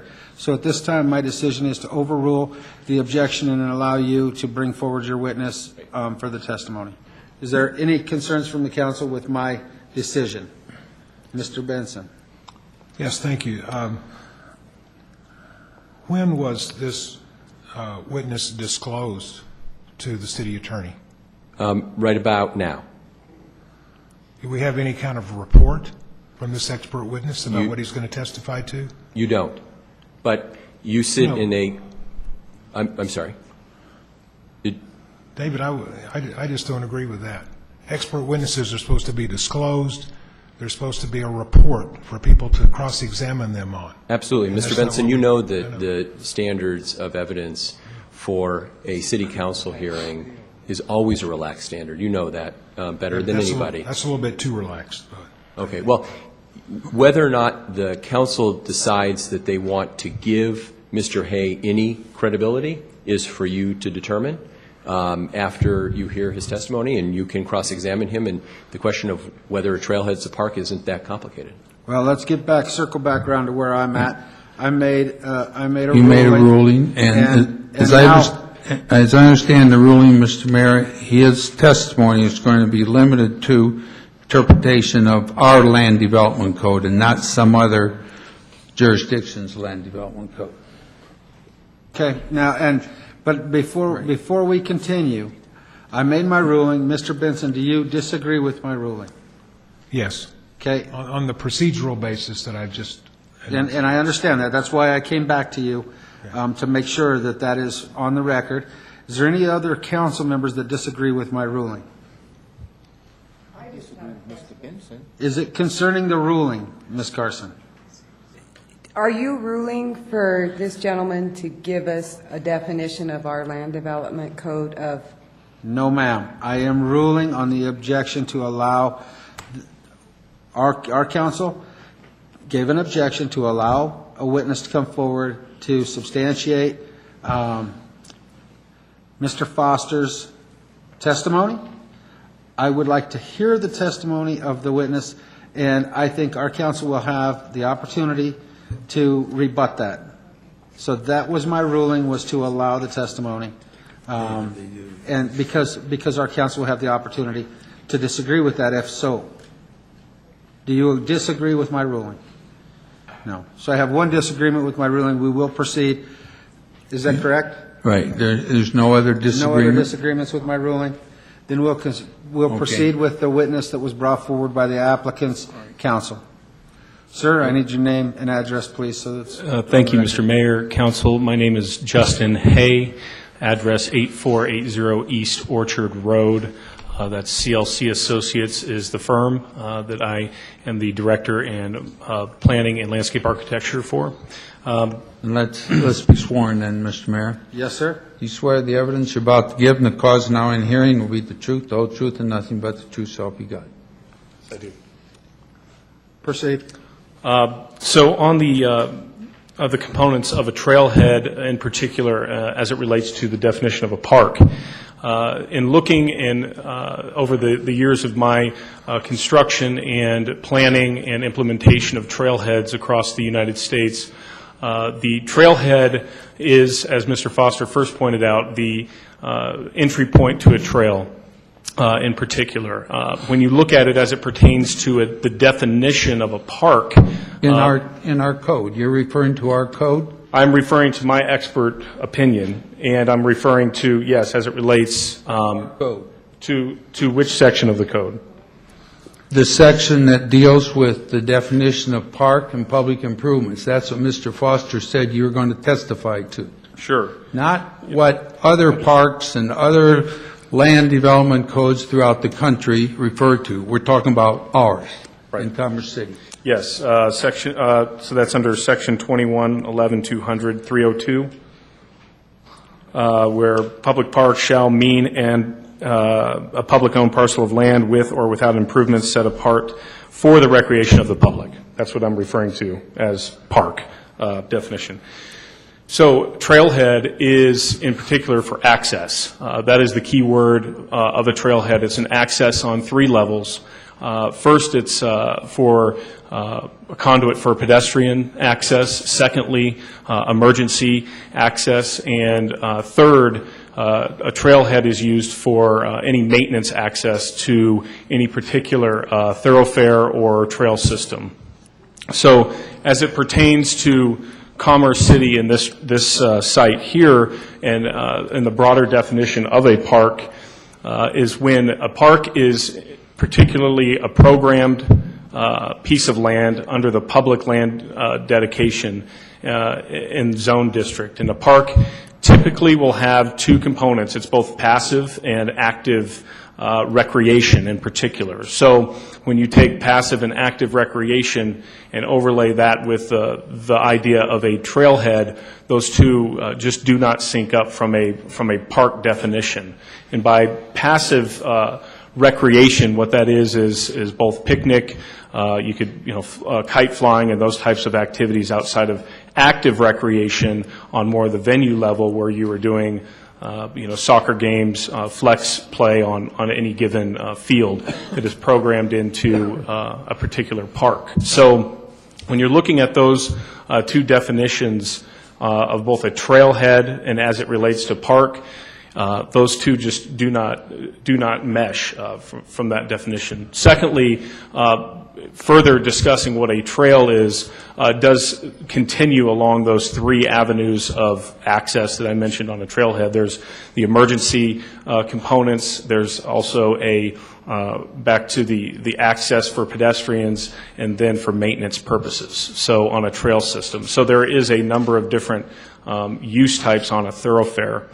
The third thing I wanted to touch on was a greenway, which is part of the discussion here also tonight.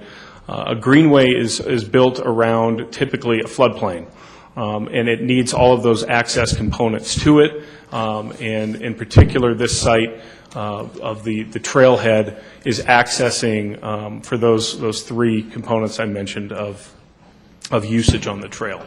So those are kind of the overview of that. Typically, also, the green belt is only used for connecting two park systems. It's a corridor along a river and is not designated directly as a park, but more of a connector and a corridor to park systems within the greater region.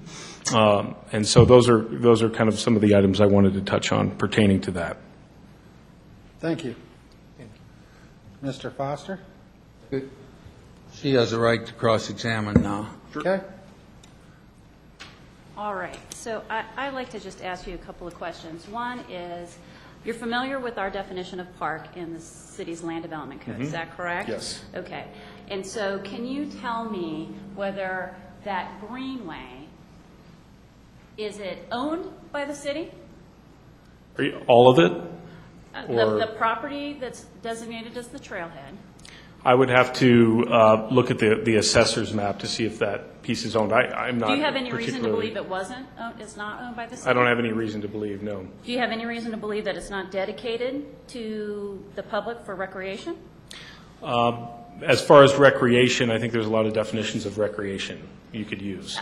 Do you have any reason to believe that it wasn't dedicated to the public for recreational use? I don't have any information on that, no. Okay. Is a trail an improvement in your mind? A trail could be one of those three components. It can be an access thoroughfare, in my opinion. An improvement is something that is physical improvements that are accepted by the city in writing. That's a public improvement. Mm-hmm. Is it a physical improvement to the land? I'd say it is, yes. Do you have any reason to think it wasn't accepted by the city for maintenance? It could have been accepted for maintenance. I just don't know. Why is it that a trailhead, if it is owned by the city, is dedicated to the public for recreation, and has an improvement on it, why doesn't that fall within the city's land development code definition of public park? Well, I would first, back to the idea of recreation and access. I think a park system in particular is designated into a more passive and active play component. I don't see that as falling under the definition of park, the trailhead, and where it says that in your code. Well, there's park there. Right. And so your general understanding of recreation, do you know of any definition in the code there that would exclude a trailhead from being a recreational use? If that's what the city said, hey, we're designating this for public recreation, is that good enough? Well, I could see a lot of things falling underneath that category. Absolutely. From recreation. Absolutely. Yeah. Now, is there a definition for a trail in the city's LDC? In the land development code? Yeah, land development code. I'm sure there is. Wrong. There's not. Is there a definition for greenway in there? It does mention greenway, yes. It mentions greenway. Is there a definition for greenway?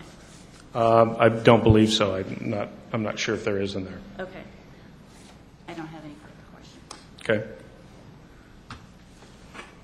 No further questions on the cross-examination? Okay. Mr. Foster? Okay, thanks. This is kind of fun. I mean, Yeah, this change is of- better than Hey, normal Monday night this at is a change Commerce of City pace. City Council, and I've been That's here a lot over the years. So I think what you're clearly saying through the cross-examination of Mr. Hay is the argument that the city is offering, and that is, hey, a trailhead and a trail are a park because we recreate on the trail. And yet, what I showed you for the first 25 minutes tonight is that the city has gone to great lengths to distinguish between parks and trails.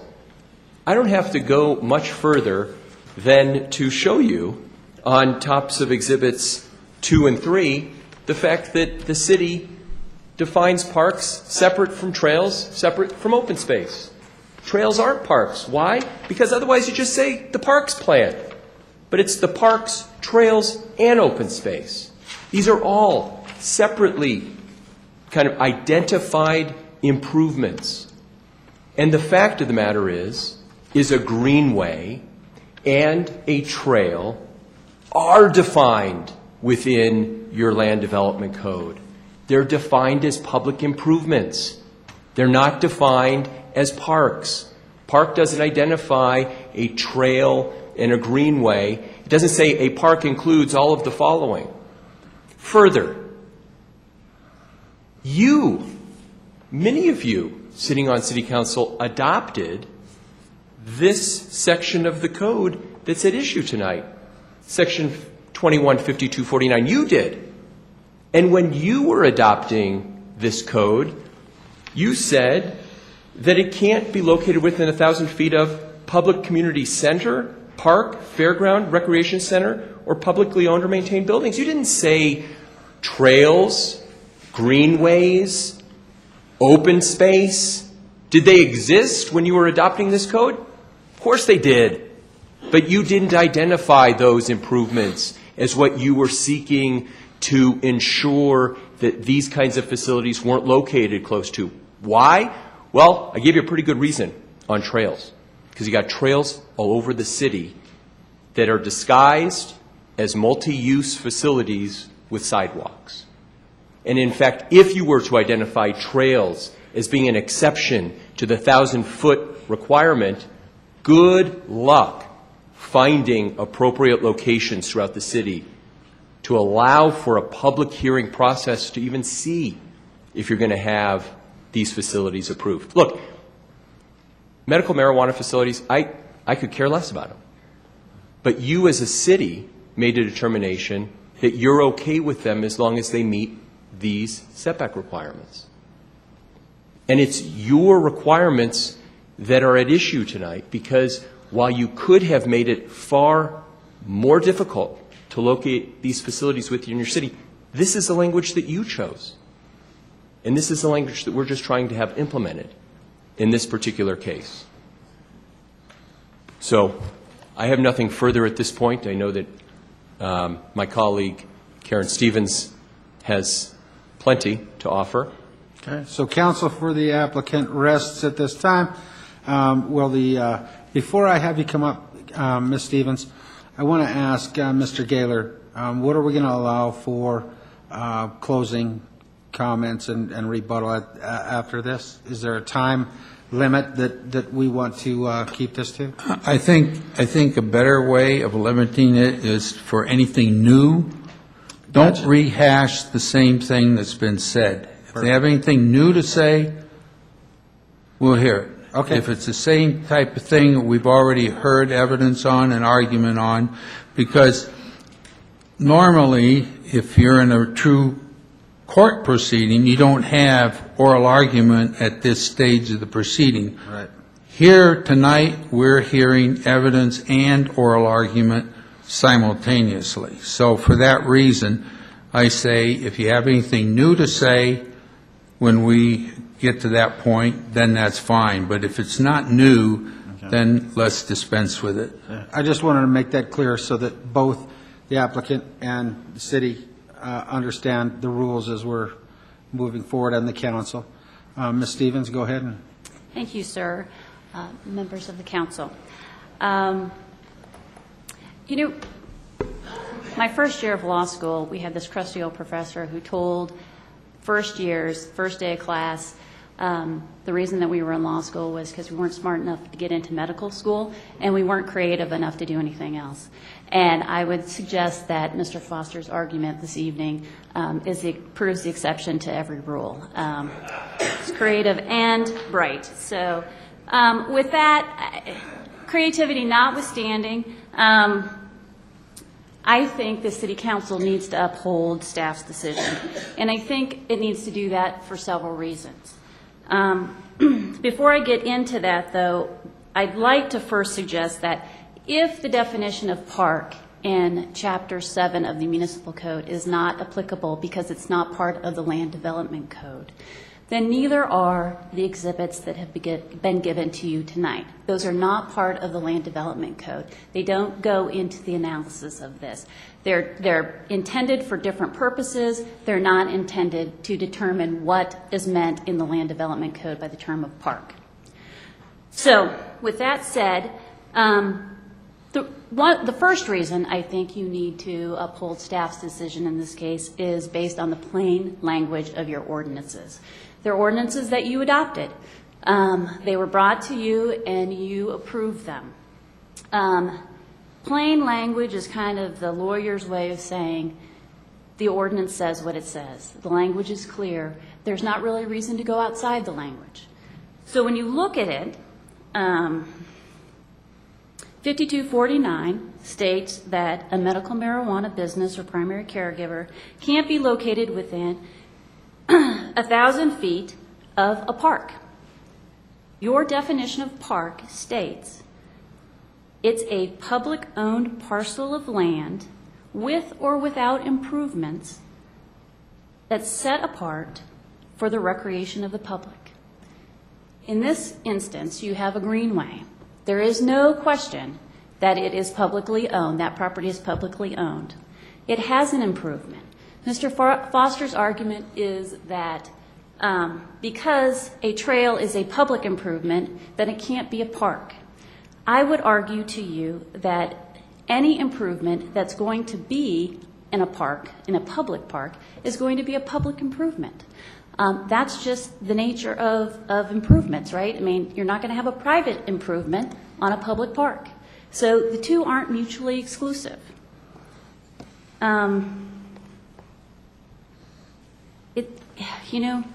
We like to categorize things, and there's nothing in this code that indicates that one, just because you can be a public improvement is a thing.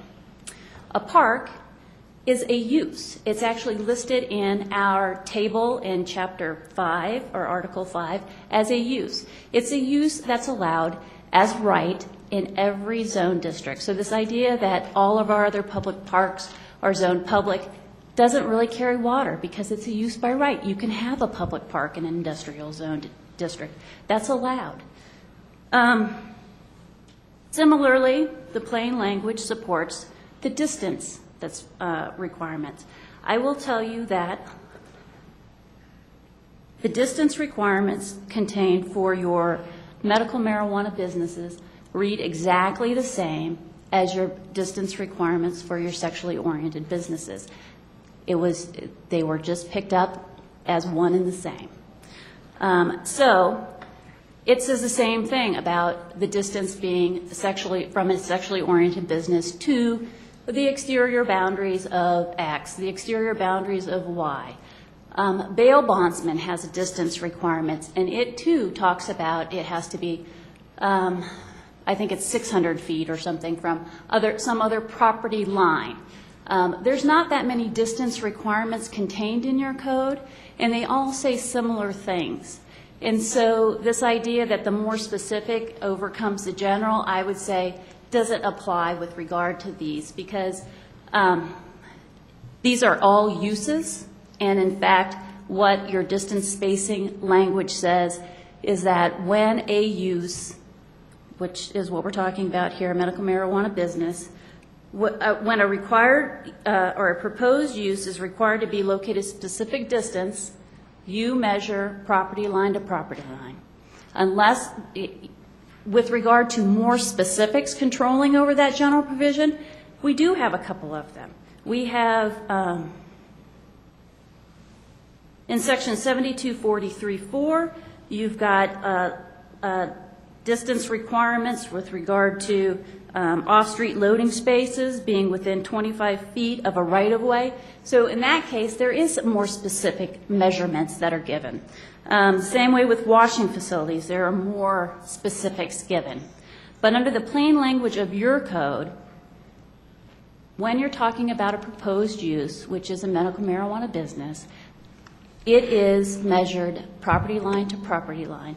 And that includes, even if it's located within a building, one section of a building that's bigger and has other uses, your spacing requirements specifically state that. So, under the plain language of your ordinances, that greenway is in fact, the trailhead is in fact a park. I want to have Mike Brown come up, because I think even under the expert's description, that trailhead is a park. So, Mr. Okay. Before we proceed, you want to swear him in, Mr. Attorney, Mr. Parliamentarian? Raise your right hand. You swear the evidence you're about to give in the cause now in hearing will be the truth, whole truth, and nothing but the truth, so help you God. I do. State your name and address for the record, please. Mike Brown, I'm the Parks Planning and Operations Manager, and my office is at 6505 East Monaco Street, or excuse me, East 60th Avenue. Thank you. I would just note, I think it's important when you're talking about this particular trailhead, the Dahlia Trailhead along the Sand Creek Regional Greenway, it is accurate that a trailhead is an access point for users. It's also an access point for maintenance as well as emergency vehicles. It's not the beginning necessarily of a trail. This one happens to be along the trail, approximately midway or a midpoint, so it's also essentially a stopping and resting point as well. This particular trailhead was built with an overlook in its design, in which there are large concrete steps and a seating area, which was intended to be a viewing corridor of the actual Sand Creek Regional Greenway, where someone could stop and or either stop while using the trail and rest for a bit and do some wildlife viewing, bird watching, so forth, or just simply go to that site specifically for that. I will tell you my experience is that many folks in the area, in the industrial area, visit that site, park their cars, and eat their lunch there. Sometimes go out and sit on those steps and eat their lunch there as well. So my experience is that the site is not used exclusively to access the trail, nor was it necessarily constructed, designed, or intended specifically only for that use. Okay. Mr. Foster, do you have a cross for us this evening? I'm curious, would it be your opinion that all trails are parks?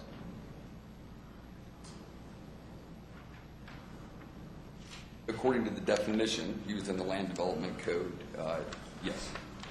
Every trail in Commerce City is a park?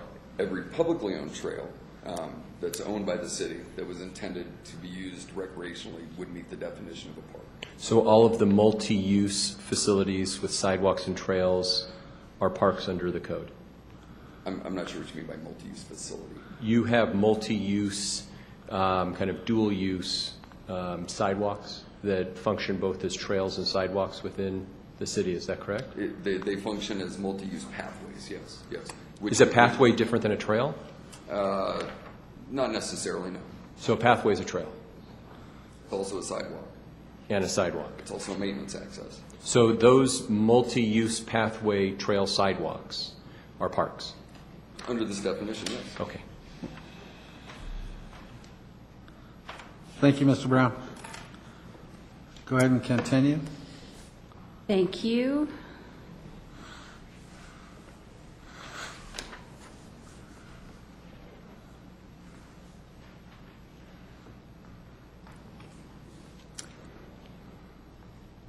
So as I indicated before, I think under the plain language, the actual wording of your ordinances would indicate that this property, which is publicly owned and has been dedicated for recreation, is in fact a park under our definitions. It also is spaced.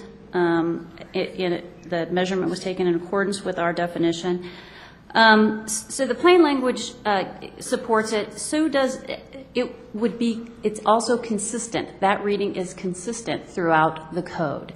And when I talk about that, what I'm talking about is, for instance, if you decided that a public park didn't include a trail, that would mean that under the section that deals with temporary permits, there would be no review if somebody wanted to have an organized event, if they wanted to have a circus on the city's trailhead, because what our requirements are is that if it's being held on a public park, that it has to go through a certain process. So I don't want you to look at this as being singular to this issue tonight. It has far-reaching impacts as to whether you decide a trail is a public park or not. And I would argue that having it be a park is consistent with other portions of your land development code as well. I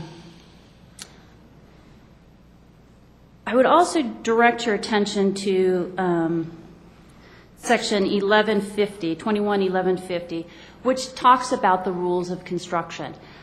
There's this desire to want to modify our definition of park into what I think people commonly think of as parks or playgrounds. But 1150 states that words that are not given, that are not defined in your land development code are given those meanings. Therefore, what you have to do tonight is you have to give the definition of park that you have adopted the meaning that you have ascribed to it. You can't change the meaning in this meeting. I'd like to also call Mr. Kramer up. Mr. Kramer, under our land development code, is given the authority to interpret and apply the language that's in this code. Mr. Kramer? Let the parliamentarian Bob Gaylor swear you in, please. You swear the evidence you're about to give me, clause now in hearing, will be the truth, the whole truth, and nothing but the truth, so help you God. Okay, state your name and address for the record. Chris Kramer, 7887 East 60th Avenue, Commerce City, 80022. Thank you. So, Mr. Kramer, did you review this application? Yes. And did you conclude that a greenway, or this greenway was a park? Yes. Can you tell us a little bit about that? Yes. In the section outlining the items that have to be located at least 1,000 feet, it lists a series of things, one of those being park, and making a determination whether this trailhead fit that definition. We obviously went to the Article 11 of the Land Development Code, read that definition about what a park is. The beginning of Section 11 actually describes the purpose of having the definitions in the Land Development Code to begin with. In that beginning intro, it basically says anytime these terms are to be used within the Land Development Code, the following interpretations are to be applied. As the person in charge of interpreting the Land Development Code, I take that to mean my own personal definitions or an applicant's definitions or an adjacent property owner's definitions personally does not take precedent over what it states in the code. So the code, my job is not to make up the definition or use my own personal definition. My job is to utilize the definition given in the code, and that definition for park being shall mean a public-owned parcel of land. It meets that standard with or without improvements. Doesn't need to meet that standard, but it does have improvements set apart for the recreation of the public. So according to my interpretation of that definition, it met the standard for park. And the distance requirements, how did you conclude that it didn't meet the distance requirement? Doing a mapping function that you can see on the screen in front of everyone. And Parcel line to parcel line. And that comes from? That comes from our Geographic Information Services Department. But Is that what you mean? you measure property line to property Correct. line based on? Based on assessor data that is imported into our Information Technologies Department. And the Land Development Code tells you that that's how you measure, is property line to property line? Yes. As opposed to physical location of one business to physical location of a trail? There could be a variety of ways to measure it. You could do business to business, business to parcel, business to use, but the code specifically says parcel line to parcel line. And that's what you did? That's what we did, yes. All right. Mr. Foster, go ahead, Cross. I'll submit this as an exhibit in a moment. Mr. Kramer, do you recognize this document? I do. It's a fine-looking map outlining our parks, trails, and open space system. Can you explain what all these red and orange and spotted lines are throughout the entire North Range and throughout all the city? Sure. It shows the comprehensive trail network, open space, community parks, neighborhood parks, and HOA parks that we have throughout the community. What are the red lines and the orange lines? The red lines are the future multi-use path. The orange lines are trail. Okay. And down here, and again, we'll circulate this in a moment so that you can see this map, but this is the greenway, generally speaking, where I'm pointing to. Is that right? That's correct. And it evidences a couple of different spots along that corridor. Is that correct? Yes. And what color does it designate down there? Red. And the trailhead specifically that's in question here is also red. Yeah. And what is the underlying color on the map there?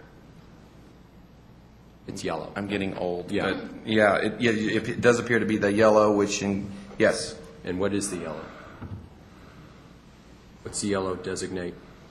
Well, it appears that it's probably open space. Okay. And can you tell me what this particular facility is called on your map? Well, the one on Dahlia is called the Dahlia Trailhead. Yes. The label there and indicates just that. a little bit further to the east. And that's the Wetland Park and Trailhead. So it identifies both a park and a trailhead on this map? On the map, though, yeah. Okay. And the trailhead and the park are one and the same together? Shared facility? For the purposes of directing the public of where to go, apparently not. We distinguish those. Okay. But it identifies both a trailhead and a park? Yes, it does. Yeah. What do you want to see? It's your map. Oh, well, I don't want to see it, but I do want to ask him a question. Okay. So, Chris, Mr. Kramer, was this provided when it was created? Was it done to be absolutely consistent with the Land Development Code? Was that your understanding? I was not directly involved in the creation of this map. I think we were a referral on it.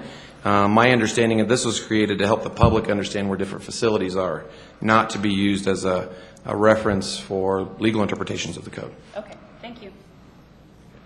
Mr. Foster, you done? Yeah. Okay. I will. I'm going to use it in a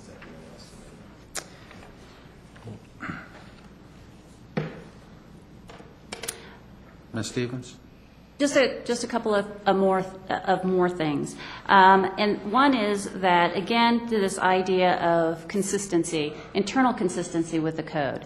The idea that a trail is not a park would be inconsistent with the fact that we do collect impact fees for parks. You get credit if you're a developer and you create a trail. That goes to your park credit fee. Or your park impact fee. So again, this idea that somehow a trail is outside of a park, just because we, in the kind of common thinking of them, see them differently, does not make them different for the purposes of your Land Development Code. And for those reasons, the fact that staff read your ordinances and applied them, gave them their plain language meanings, and that and that those meanings are internally consistent within the code, should give you good grounds to affirm the staff's decision in this case. Thank you. Thank you. Now, Mr. Parliamentarian Gaylor, at what point should we go ahead and allow the closings by both before we have any comments, correct? I think that would be the best way to go, yes. Let's hear our final remarks, and then we'll have questions. Final remarks. And I'll ask Mr. Foster to come back to the podium for his final remarks. Thanks, Mr. Mayor, City Council. First of all, it's obviously an unusual circumstance for me to be at odds with your staff and your own legal counsel, and I hope you can appreciate these are obviously terrific people. I consider them friends, and while we seem to be having a good lawyerly debate here, and it is candidly a good debate on real merits. I just wanted to make sure that you appreciate the fact that me cross-examining people who routinely review application submittals for clients is always a little bit awkward. Ms. Stevens just brought up a very interesting point in terms of credits that are given, as somehow a park is the same as a trail. Last time I checked, the same credit isn't given when developers give trails as they do parks, which is an interesting example of how trails are not the same as parks in the grand scheme of things. And again, it just goes to the point that I continue to reinforce. Parks are parks, and trails are trails, and open space is open space. And, map after map after map that we do use to rely on to interpret your code are not at all inconsistent with the way in which I'm interpreting your code. It's in fact entirely consistent. Ms. Stevens is 100% correct. You look to the plain language. Plain language is the first place that we as lawyers go to making a determination as to proper code interpretation. But when the interpretation, plain language interpretation, defies logic and it's illogical, you go to other resources to help your interpretation. And that's why we've gone to all these maps. Please understand, the way in which Ms. Stevens would have you read the plain language of the code means, and I'm going to pass this around in a second. I want to make sure, because I don't want to continue on too much further with the map that has not been entered into evidence for our viewing before we continue. Thank you. Bob, you want to mark this for evidence once it comes back around to you? Do you want that as one of your exhibits? What is your... I think I'm on 10. So that'd be Exhibit 10? Yeah. Okay. Mark it Exhibit 10. So as that map makes its way around, and I'm sorry I didn't bring more copies, Do you mean to mark it but as it's actually Exhibit 10? it's actually on your website. But as you'll see in your map, every one of those multi-use facilities, every one of the trails, if we're to believe that we're to take the plain language of your code and it's fait accompli, that means they're all parks. That's illogical. It is illogical for us to believe that every sidewalk and trail and pathway is a park in Commerce City. That's illogical. So that's the plain language. And Ms. Stevens wants you to read the plain language. And I'm telling you that when the plain language doesn't make sense, and it doesn't, because we wouldn't be having this fight if the plain language made sense, you look to other ways in order to bring proper definition. And the way in which we've gone to figure out proper definition is to go to the same resources that you as a city use. Hey, let's look at the parks plan. Let's see where we identify parks. Let's see where we identify trails. Let's see how we define these different improvements. The distinguishing characteristics of a park are obvious. You have them on some of the exhibits that I've submitted. And Ms. Stevens did make a passing comment that the exhibits that we submitted should not be allowed. I think she's only half kidding, because really the exhibits that we submitted go to the fundamental question as to whether or not in your code a park is a trailhead. A park is a trail. The other distinguishing feature that you will see on that map that's going around is along the very same corridor that is at issue tonight is the city has identified that entire corridor as open space. So now we have a new terminology used. Open space. Not even a trail, it's open space. And within that open space, and just directly to the east of the Dahlia Trailhead, they identify a park within the greenway. Well, what would have been the difficulty in identifying a park where this Dahlia Trailhead is? Well, not one bit. The reason they didn't is because it's not a park. The park is to the east. It's called the Wetlands Park, and that's by a different trailhead. So your plain language interpretation isn't going to fly tonight because you know that a trail is a trail and a park is a park and a trailhead is a trailhead, and they're not the same. Finally, in terms of this issue that we've glossed over a little bit, but in terms of distance and spacing, it isn't an okay representation for the city attorney to come up here and say, hey, that's the language that we used in defining distance in this particular section of the code is the same as we've used in sexual orientation. So, good to go.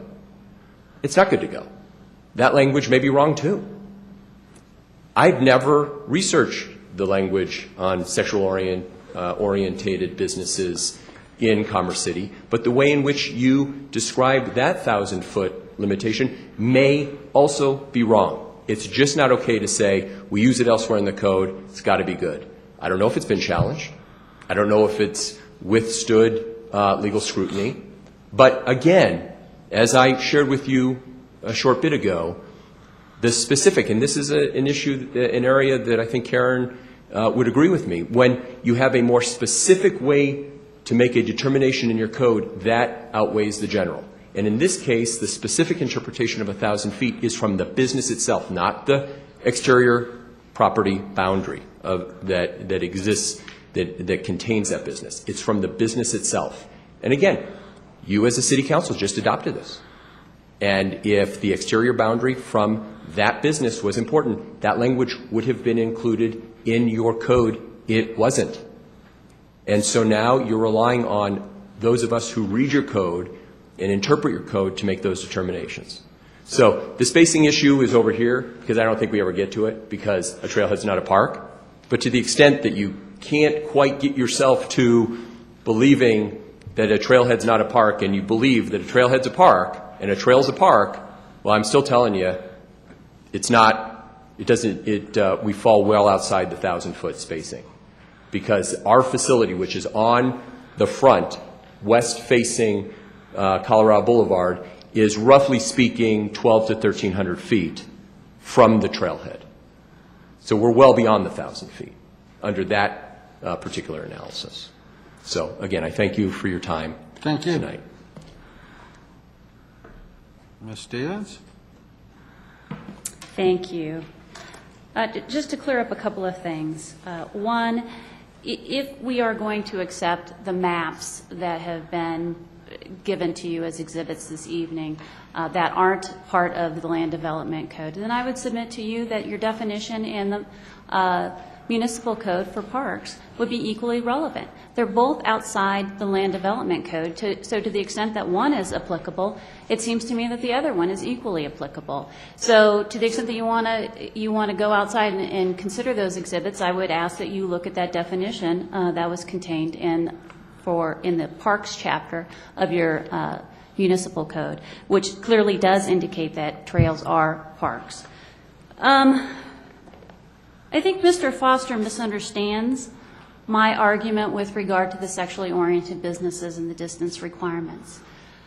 Quite honestly, I use sexually oriented businesses, but there are several different, there's not very many, there's probably 5 that I could find, sections of your land development code that deal with particular uses being a certain distance. They use the same kind of language. all of them use the same kind of language about how one business needs to be such and such a distance from a property line.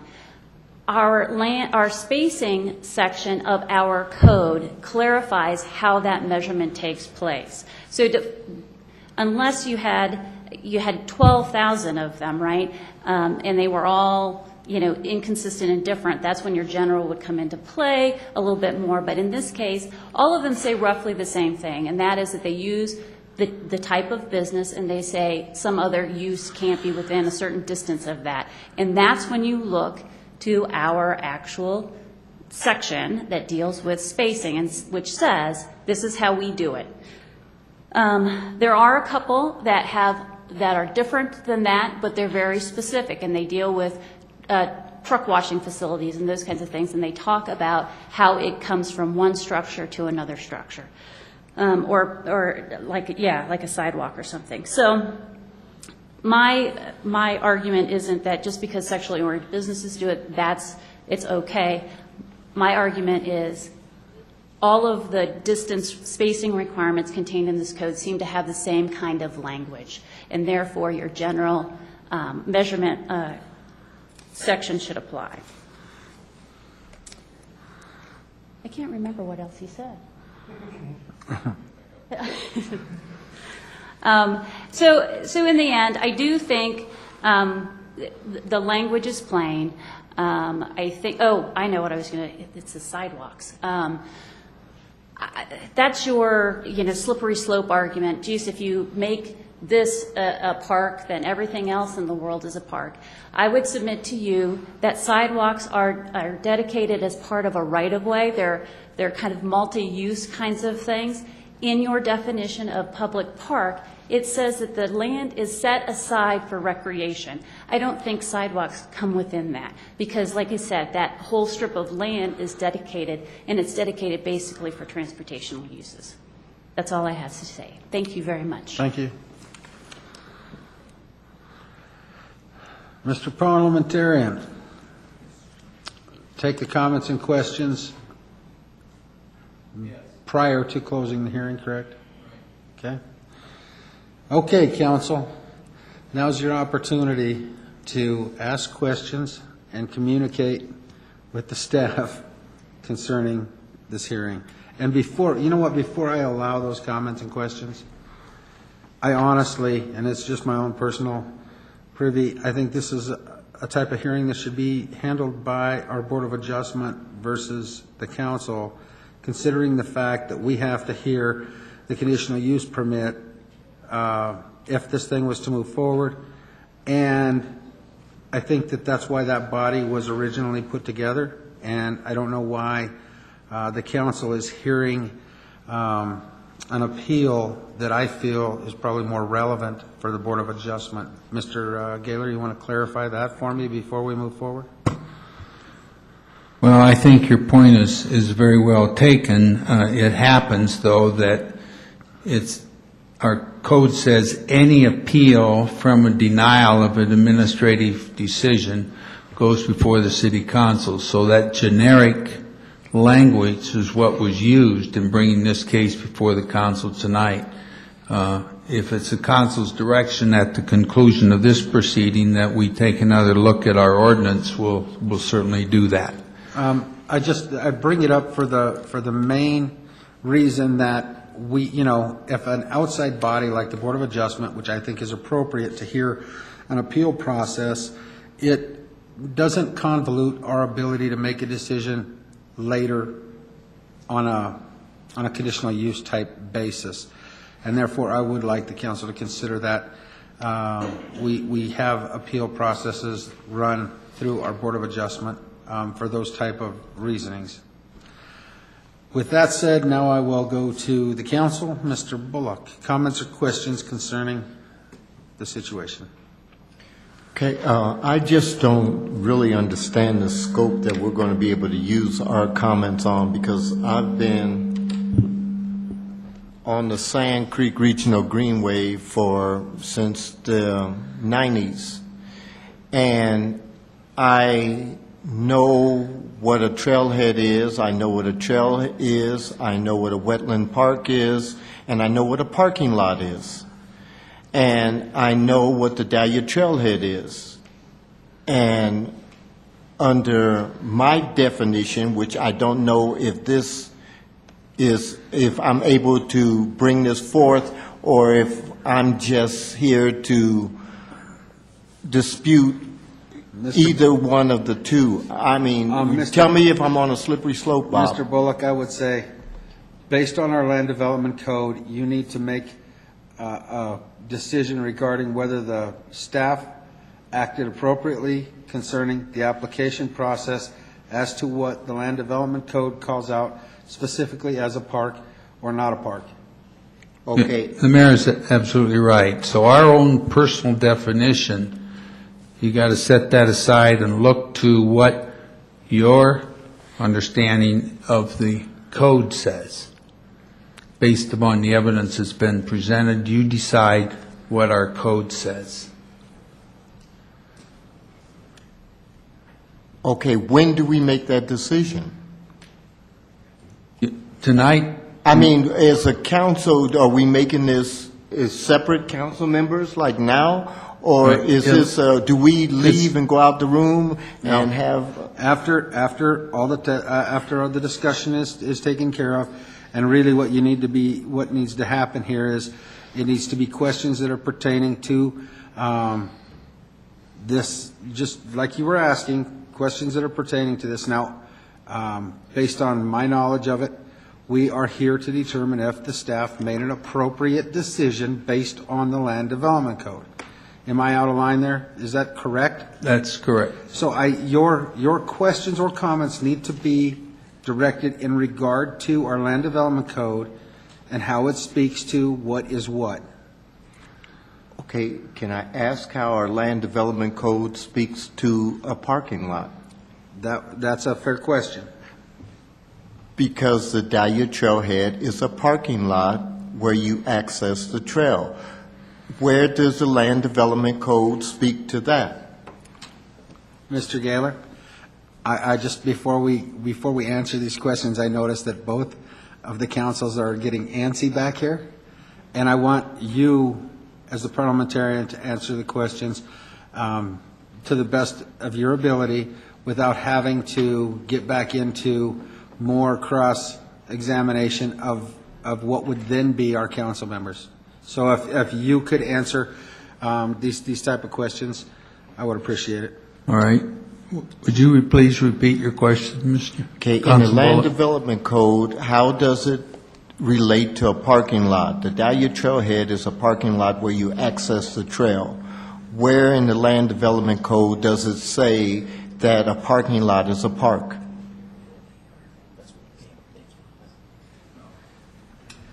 You look to the definition of public improvement, and you look to the definition of park, and don't get confused by the fact that it's also used as a parking lot.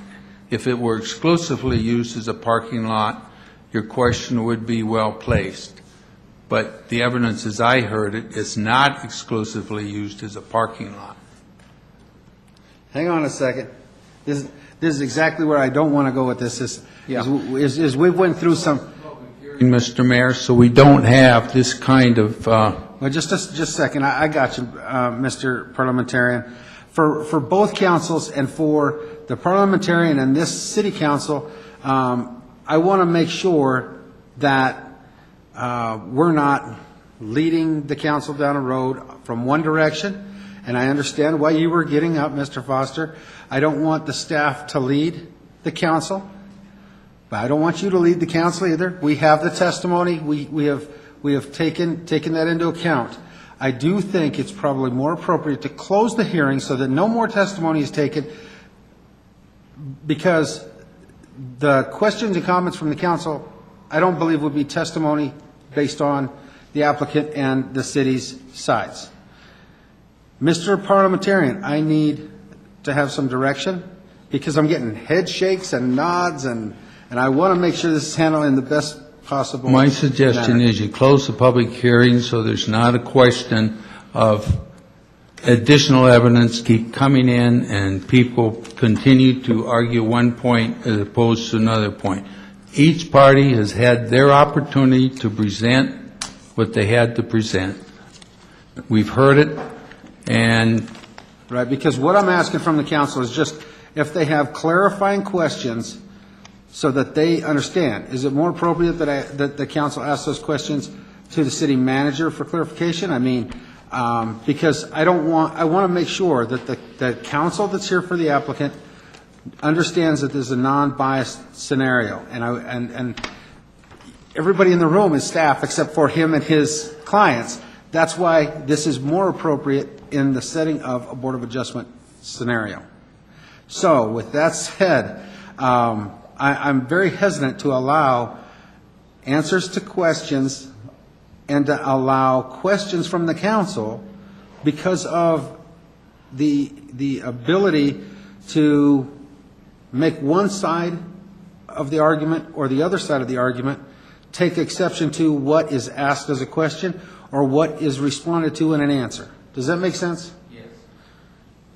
So to the council, be very careful about what you ask and who you ask, because this could turn into a lot longer night with both of these councils wanting to jump up and say something.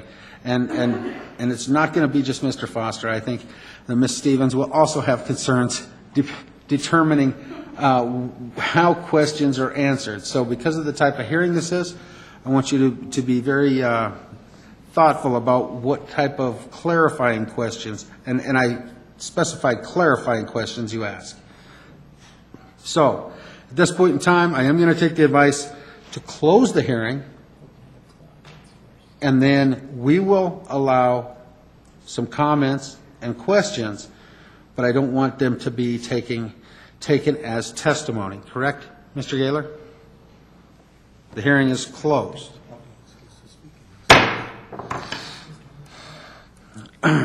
Now,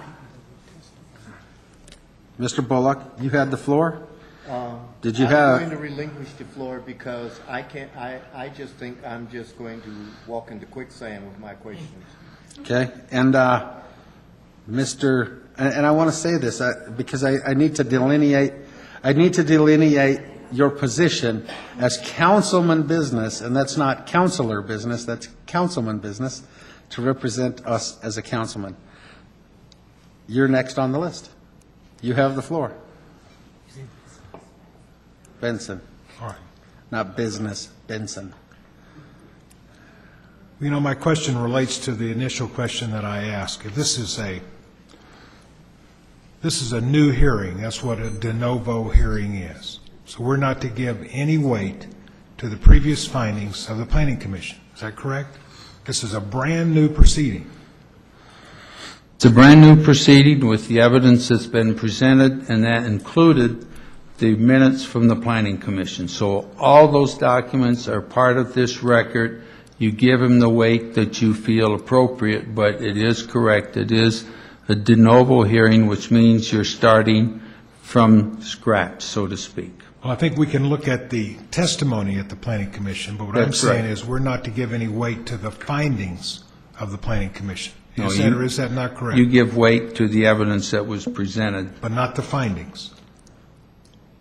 Findings are... I mean, if it's de novo, Bob, I don't know. Yeah, it's de novo, and you consider those findings for what you feel they're worth, but it's just evidence, just like Mr. Foster was standing up here saying one thing, Mrs. Stevens was standing up here saying another thing, you had staff standing up here saying something, you got Planning Commission statements in the record, and you take them just as evidence in the proceeding. They don't mean anything more than any other evidence means. You can weigh it for what it's worth.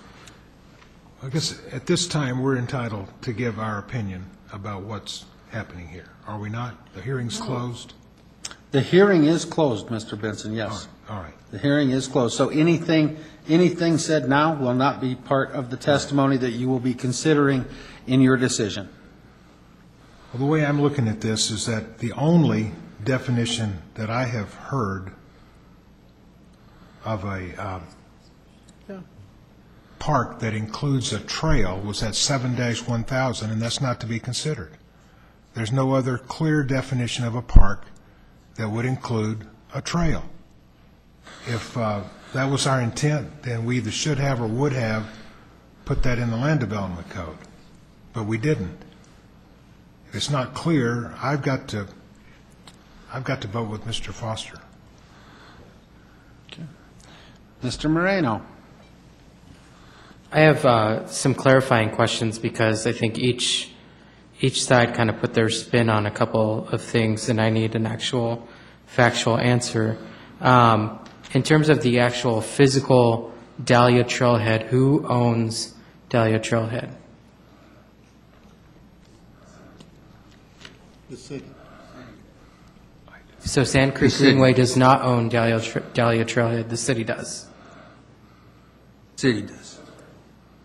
Okay. City owns it. What is the difference in characteristics between Dahlia Trailhead and the wetland park? You know the answer to that? Mr. Brown, you can come up and answer that question.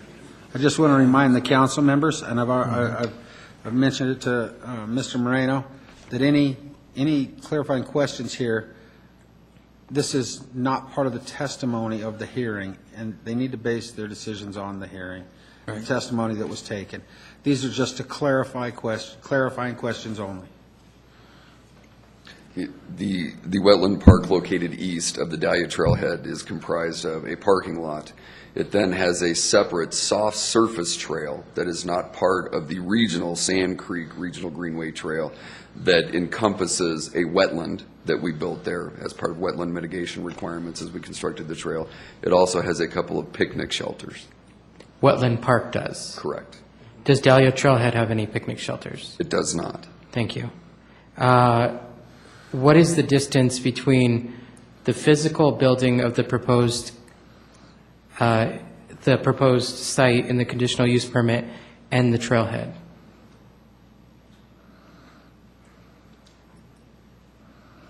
Just to be clear, Mr. Councilman, is that from the property line of the... No, that's from the physical building. Structure to the trailhead? Correct. One moment, please. Yeah.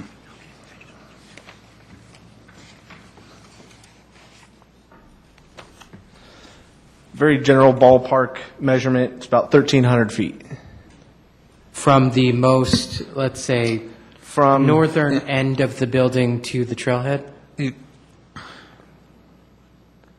From the area that was proposed for the dispensary operations on the west side of the property, from that northeast corner to the southwest corner of the trailhead is roughly 1,300 feet.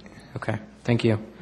And then regarding the spacing standard in our land development code, I think it's very clear that it says from property line to property line.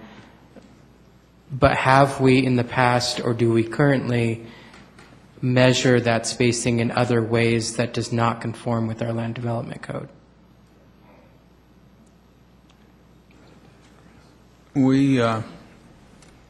I think that asking persons to give information outside the public hearing besides legal advice from me is not appropriate. So I'll do the best I can to answer the questions.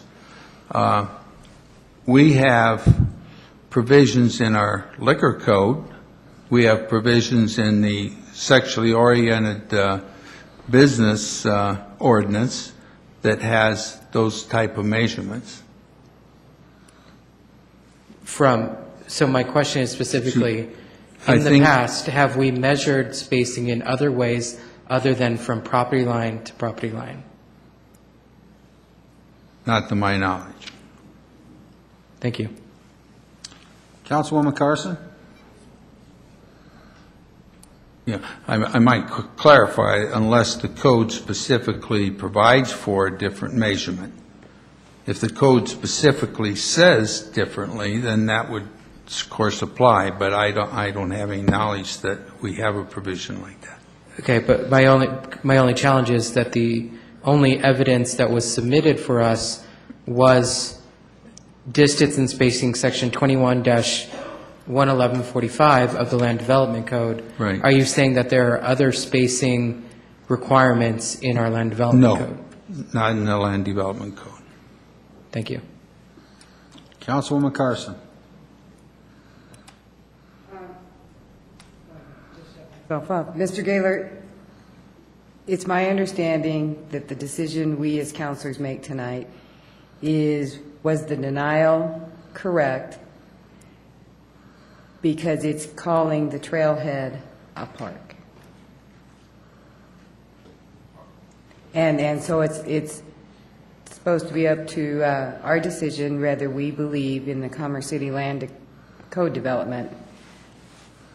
It intends that a park is the measuring basis. And there's nowhere in that LDC that actually spells out trail, correct? In terms of the distance, that is correct. No, in our Land Development Code, it gives me the definition of park, public. Is there a definition just for trail? No, there's not. Right. That's what I thought. So I guess when I'm looking through this, if I was, I'm under the belief that we did assume a trail was a park because there is nothing specifically spelled out as trail. And when I read the definition of park and public, it says public-owned parcel of land, and then it's got a couple of other words, but set apart for the recreation of the public. And Mr. Foster, when I use a trail, I do use it in a recreational way, be it that I'm on a walk, a jog, a bike. So I do see that as recreation. And then when you get to section 21-5249, it really leads you to believe that we're speaking of these public community places. And this trailhead has a place to sit on cement steps and meditate if you want, bird watch, whatever it is. So I do see that as a public spot, that a park that doesn't always mean to me that you have to have a place to kick the ball, or it just might be the bench that you sit on in the park. And I guess because I don't find anywhere that we spelled out trail, that if I was looking in this, I would, my assumption is we meant it in there. We maybe should go beyond that and do some further work there. And I do want you to know that I do believe this would be a good location for this. But I do think that I have to rule, my decision would be is that I would support the denial because I can't find any other thing in there that gives me the ability to say what you're saying, that a trail and a sidewalk are the same. I just can't do that. I can see the look on your face that I believe that whether we spelled it out or not, that the trail does fall under the park definition. So, and if you go to the private park, which I don't have here, it even actually speaks of trails in the definition of a private park. Correct? Let's see. Huh? And so maybe we should have gone that far in our definition, I guess is what I'm saying, but we didn't. And since there's not a trail definition to be found, we've got to put it somewhere. So, and I'm not an attorney. Mr. Douglas? Yes. You know, when you look at this doesn't justify for what's before us here unless you go to like a Google map. Gives you a detail of because it just doesn't stop there and over there. I mean, this is a continuous trail. Do you have a picture of that?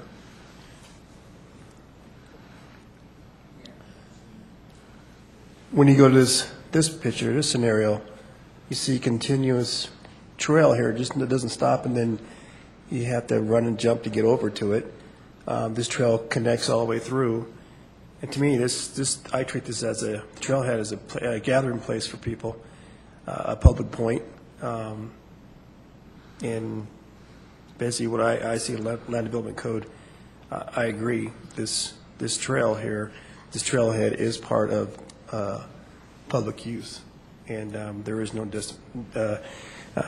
definition that separates it in our Land Development Code. So I treat this as a park, part of the park as well. So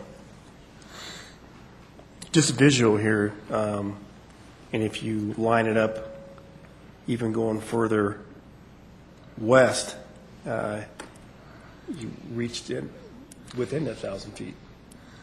You reach in that 1,000 feet instead of going over to Sand Creek where it's 1,300. If you the distance in between where the trail is, it meets that 1,000-foot radius. So.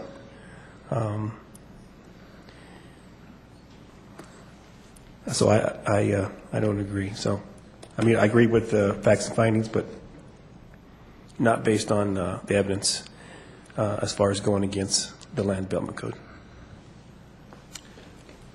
Mr. Parliamentarian Gaylor, now that we're done with any type of particular questions or comments, my intent is to allow a motion and a second, and then to have comment on the reasonings for our decision. That'd be a good way to go. I just want to clarify before I move forward on what my intentions are. And the council will note you have alternative motions in your packet. The last item, I've prepared a motion to grant the appeal, and I've prepared a motion to deny the appeal. So you have those there to read if you look at that. It's in your packet.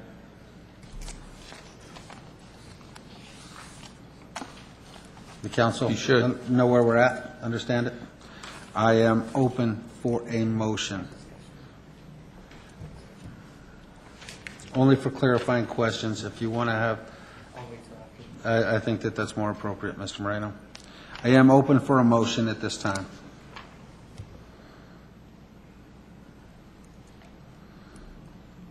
I'm still open for a motion. Okay.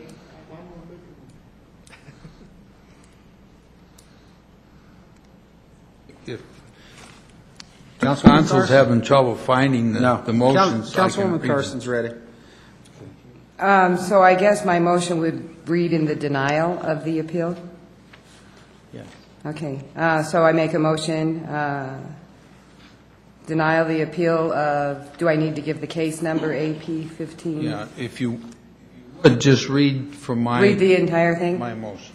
After considering the evidence in case number AP 15-12 on the appeal of Ivita Wellness, this council finds that proper legal notice was given for the hearing and that the recommendation of the Planning Commission is approved and adopted.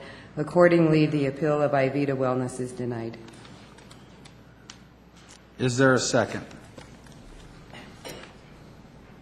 Mr. Douglas? Second. A motion and a second to deny the appeal. I'm now open for comment. Mr. Moreno. I'm struggling a bit with this decision. I asked some of the questions I asked, for example, what the difference between Dahlia Trailhead and Wetland Park was, because clearly we decided to label one a park and we decided to label one a trailhead. And I think the distinguishing factor there, according to Mr. Brown's testimony, was the fact that the Wetland Park has picnic shelters and that it's a place that you can congregate and stay and spend some period of time. So while I think that in conventional wisdom, to me, Dahlia Trailhead is not a park. However, I do feel that our land development code language, to our detriment, I think, in this case, is broad enough to characterize Dahlia Trailhead as a park. So I will be in favor of upholding the Planning Commission's decision. However, I will suggest after our vote that we look at amending the Land Development Code to exclude trailheads when considering medical marijuana establishments. So that's the direction I'm going. Mr. Bullock. I'm, for the same argument that Mr. Marino gave, I'm going to vote just the opposite, because as being on the Sand Creek Regional Greenway and knowing the use of the Dahlia Trailhead, knowing the use of the Wetland Park and its trailhead and parking area, it isn't a gathering place.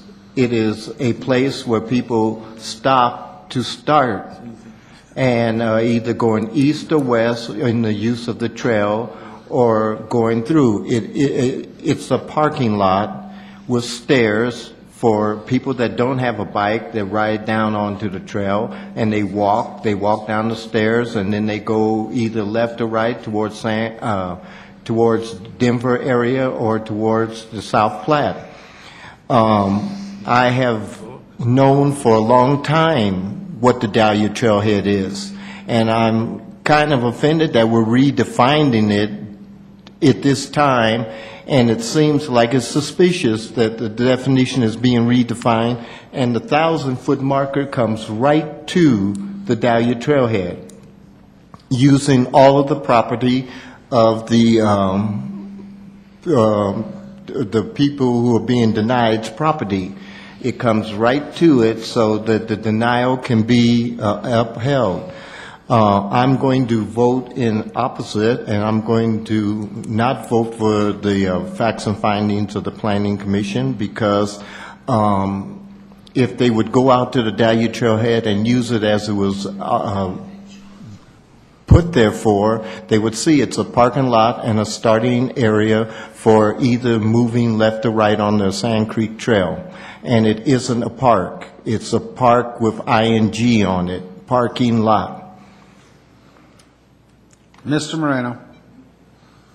Just one more comment. I couldn't agree with you more, Councilman Bullock, and that's why I made the distinction between what I feel conventional wisdom suggests to me and the actual language in our Land Development Code. Like I said, I think the language in the Land Development Code is broad enough for Dahlia Trailhead to fit in as a park, which I don't agree with, but it's there. And so that's why I will be in favor of it. Okay. First of all, I'd like to thank both of the councils for an entertaining evening and with some great testimony that I think you both made great cases, and I will base my decision wholeheartedly on the evidence and what the definition within our Land Development Code is. I think that's my job. Stating that, I don't feel different than Mayor Pro Tem Moreno when it comes to the fact that my opinion, or maybe even the opinion of this council, is that that may not be a park in our mind, and it wasn't intended solely to determine that as a park. However, our Land Development Code does spell it out as a park, and that's what our staff has to go by when they are looking at going through these applications. They go by what the definition within that Land Development Code is. Tonight, we are not debating a change in that development code. I think, first of all, we need to take a look at it, because if this council feels that that's not the definition of a park, and that's what's defined within that Land Development Code, then we need to take that up with the Land Development Code at a later time. I also feel that to give a fair benefit in the future, we need to look at changing these type of appeal processes to the Board of Adjustment where they have a citizens board that is designed to have a non-biased opinion. Not that I would have a biased opinion, but based on the evidence and based on the criteria of our land development code, I will be supporting the motion, but I would also support potential changes to the land development code after hearing the testimony that I heard tonight at a later date. With that said, there's no other lights lit up for any further discussion. I will ask for a roll call vote on the motion and the second that is on the floor.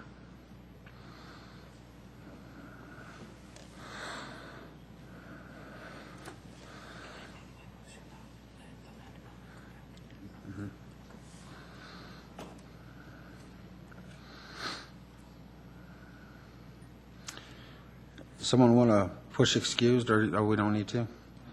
It is a 5-3 is the outcome in favor of denying the appeal, and we'll move forward from there. But that doesn't necessarily mean that things are finished on this issue, and I want to make that clear to the applicant and to the attorney for the applicant. That there are some other things that I think this council has to consider based on testimony and based on definition. So the outcome of it is a 5-3 vote. Now, Mr. Moreno, you have something you want to bring forward? Yes, I would move to direct staff to research and prepare an amendment to the land development code under the 1,000-foot buffer for medical marijuana establishments that exempts trailheads. You have a motion. Is there a second? Yes. I'll second that. I have a second, Mr. Bullock. Motion and a second to open up the land development code to discuss distances pertaining to medical marijuana facilities. And exempting trailheads. And trailheads. All those in favor signify by saying aye. Aye. Opposed, say nay. Motion is carried. Get it. And staff has some direction on working on our land development code and our distances. Okay? Now we'll move, you know what, before we move forward, I want to take a 5-minute recess. Thank you. This has been kind of grueling. We'll be back in 5 minutes. Okay, thank you. I didn't mean to get so snippy with you. Oh, you But didn't. when you get to be the city attorney and the parliamentarian at the same time, Yeah. you know, judge and jury. So it's good. I try to be. Thank you. David, I try to be. Actually,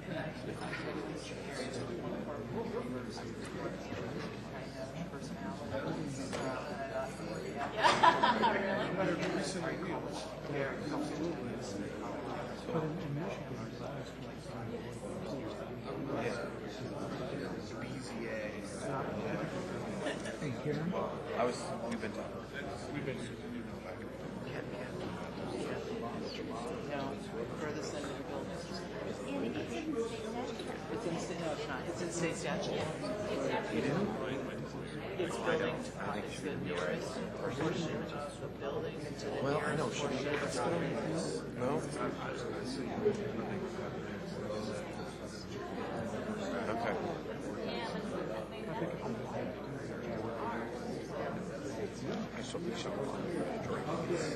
I think Dominic.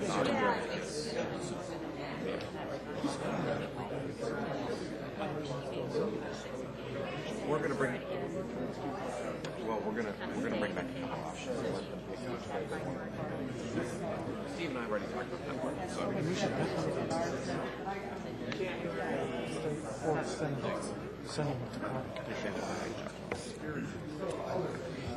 Right? You gotta get it. Okay. Okay.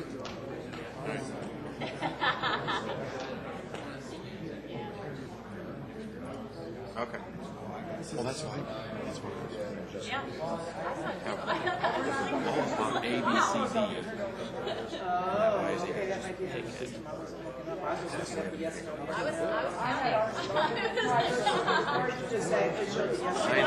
I know, but I'm. I know what Those you mean. cases before the BOA. Okay, I'll talk to John. Well, there's some error. So if we're amending, we might consider that true then. Yeah. We will. You got ordinances. Okay, but we'll, All right, well, we're going to have to use it even if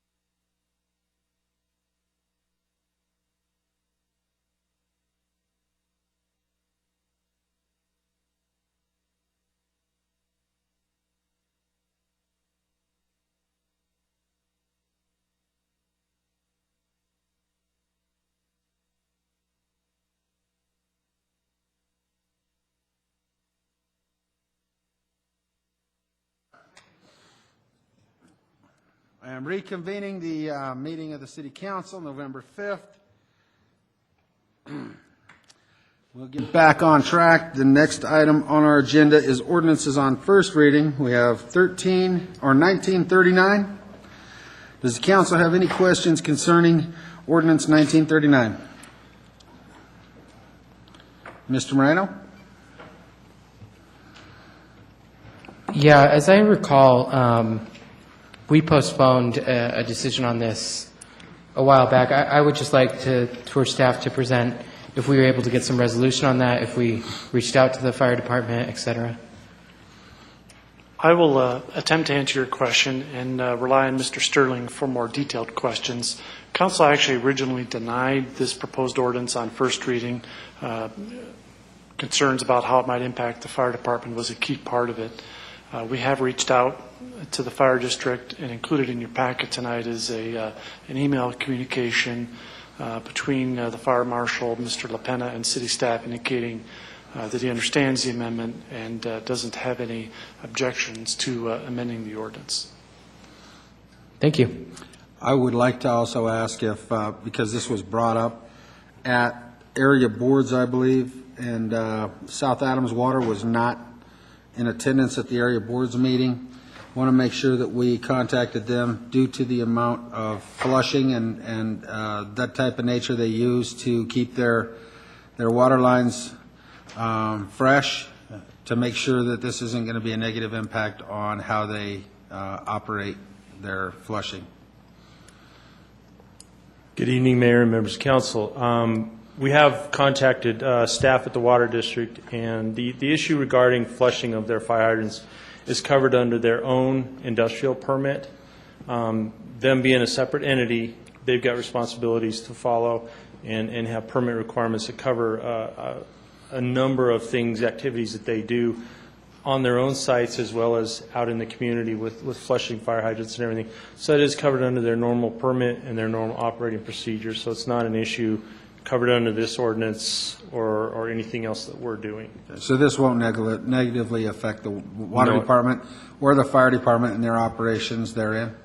No, it will not. The fire department has responsibilities under the same similar type of requirements, industrial permit requirements, for their own site. And we're working with them on how they can make sure that they meet those requirements of the state. But it's really separate from this, and the state is really directing that we add this term into our ordinance emergency, just so we distinguish between the two activities. Thank you. Does this come with a cost? Mr. Douglas? Yes, on this discharge, I've seen them do the discharge on the fire hydrants, and they can have a better control, especially South Adams, because the area was, when the water was coming out of the pump, it was going everywhere. It was flooding an area and there's just dirt everywhere. So if they could have better control of when that water is discharged from the hoses, that it's going in a certain direction as far as towards the storm drains, or as far as being discharged, just not let it go just anywhere. We'll bring that to their attention. Okay, thanks. Mr. Bullock? Does this have any cost to it? I mean, is this a non-revenue ordinance, or does this ordinance come with some kind of cost factor with it? Essentially, our stormwater program does have a cost to it, but this particular item really is insignificant in terms of any kind of additional cost. But our stormwater regulations that we got to meet with our stormwater permit with the state covering the National Pollutant Discharge Elimination System does have a cost to it, but nothing associated with this. Okay. Thank you. Is there anyone in the audience who would like to speak on Ordinance 1939? Mr. LaPena, I notice you're in the audience. Are you okay with this ordinance? If you wouldn't mind, I think it's important, since you're here, to at least give the council a little feeling of where the district is. Ron LaPena, Fire Marshal, South Adams County Fire Protection District, 6550 East 72nd Avenue. On the initial information that I received on this ordinance, I was very concerned in that it was going to severely hinder or hamper our training activities at our training facility at Station 5 up on 104th Avenue. Subsequent to that, I met with Perry Edmond, the stormwater coordinator for the city, and my fears were alleviated almost immediately. That a little history here, the fire district is in the process. In fact, we have a public notice out right now for a bid to build a driving course, defensive driving course, out at our Station 5. In addition to that, there will be a detention pond on site, and all of the training water that we will be utilizing from our live burn training facilities out there will discharge into the detention area and will be retained on our site. And forgive me, I'm not clear on all the stormwater terms that the city has, but I believe all of our water will be retained on site and not enter the city MS4 system. Is that correct, Darren? MS4, yes. So after meeting with Perry, it's going to be a very simple procedure for us in that we will have to have a standard operating procedure or a standard operating guideline, if you will, that whenever we are conducting training activities out at our facility, that we use prudent measures to retain all that water, and it will be a very simple fix for us to do that. So I'm not in opposition to this ordinance. Okay, I appreciate you coming up and at least letting us know where things are at with the district, because it helps with us being able to make a decision, because the last thing we want as a council is to have a negative impact on the other entities within our community. And I appreciate the opportunity. Thank you very much. Thank you. Is there anyone else in the audience that would like to speak on this ordinance? Seeing no one, I'll ask the council if they're prepared to make a motion. Mr. Bullock. Move to introduce ordinance 1939. Okay. Mr. Douglas. Second. I have a motion and a second. Will the city attorney please read the title? Title reads, an ordinance amending section 10-3002 of the Commerce City Revised Municipal Code relating to illegal discharges. Thank you. Any further discussion? Seeing none, I'll ask for a roll call vote. No problem.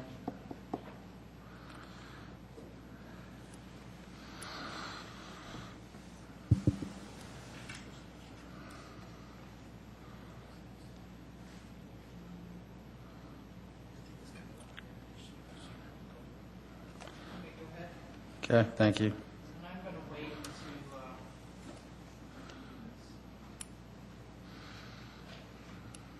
Apparently, we're having some technical difficulties, so go ahead and vote. I have. Looks like everybody has voted, so one moment, please.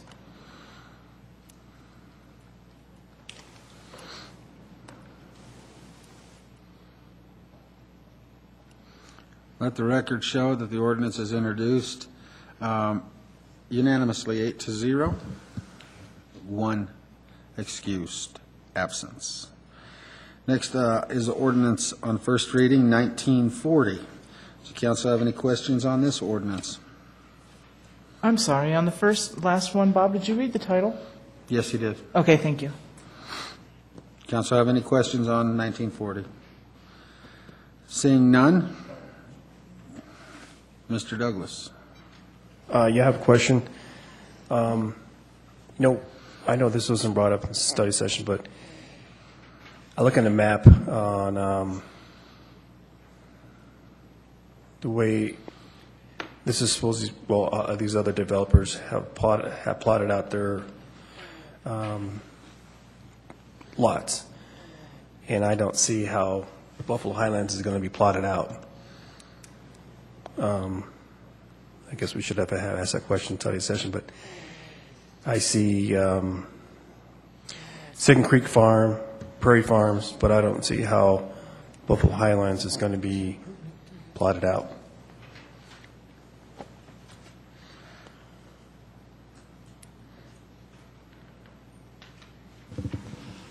You let Mr. Kramer go home too early? I'm not sure we have a map readily available that shows the location of Buffalo Highlands. It's generally located on the south side of what will be the extension of 96th Avenue. I see here we'd be how happy it's to laid send you out, a but map. I don't see how, I'm sorry, is your question exactly what the layout of the The Buffalo lots. Highlands subdivision will be? right. That hasn't been determined yet. They have an approximate lot count. Mhm. If they have any draft layouts of the subdivision, we could forward that to you, but it hasn't, I don't believe it's been approved yet by the city. Okay, because I know there's existing oil wells over there, and how that's going to play out, if they're going to be plugged up or moved, or, based on land development code as far as where those residents, those lots are going to sit with the distance of the,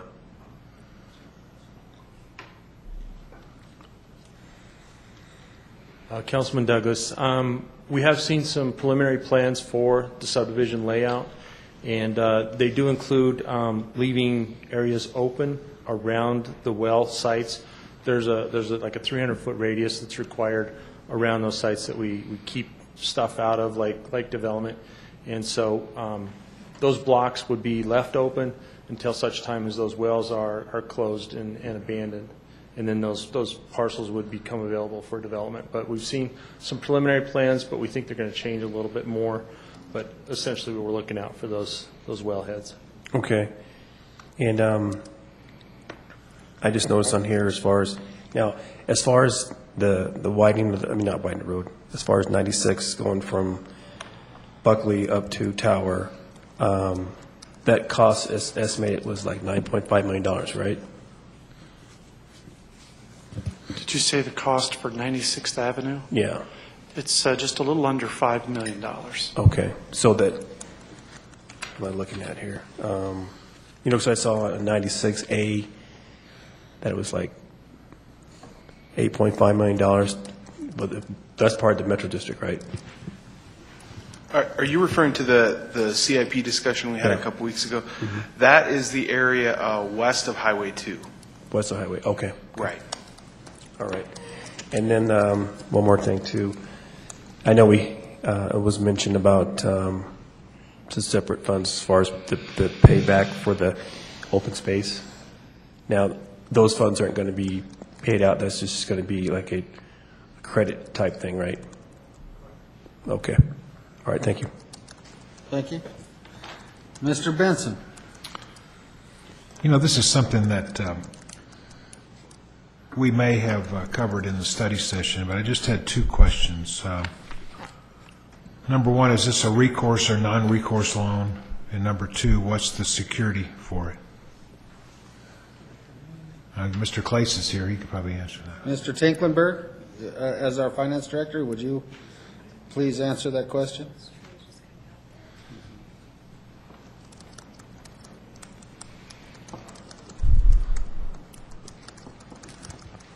The actual terms of the loan have not been set or determined yet. That will be coming back to you when we have 3 IGAs basically that are going to have to be negotiated and brought back to you for approval.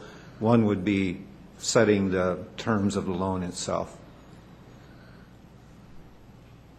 Well, is the GID going to be the only entity that would be liable under the loan? Is that what you anticipate?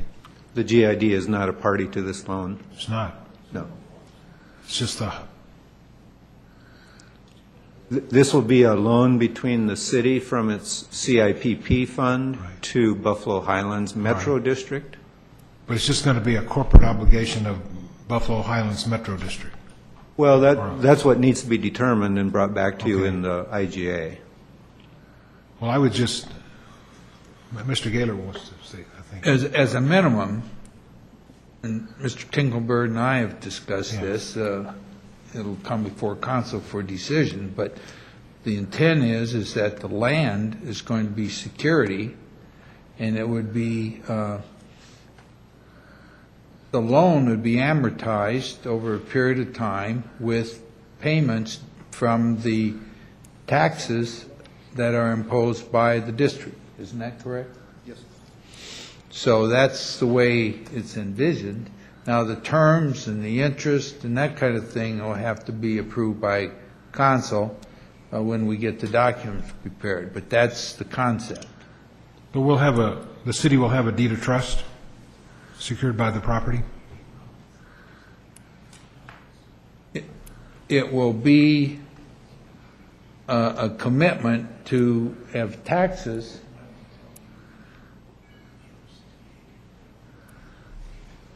It's my understanding it will be a commitment to be payable by assessment of taxes on the property. Roger, did you have something to add to that? Yes, the main security would be that it's the tax revenues, the property tax revenues of the Metro District that basically secure the loan.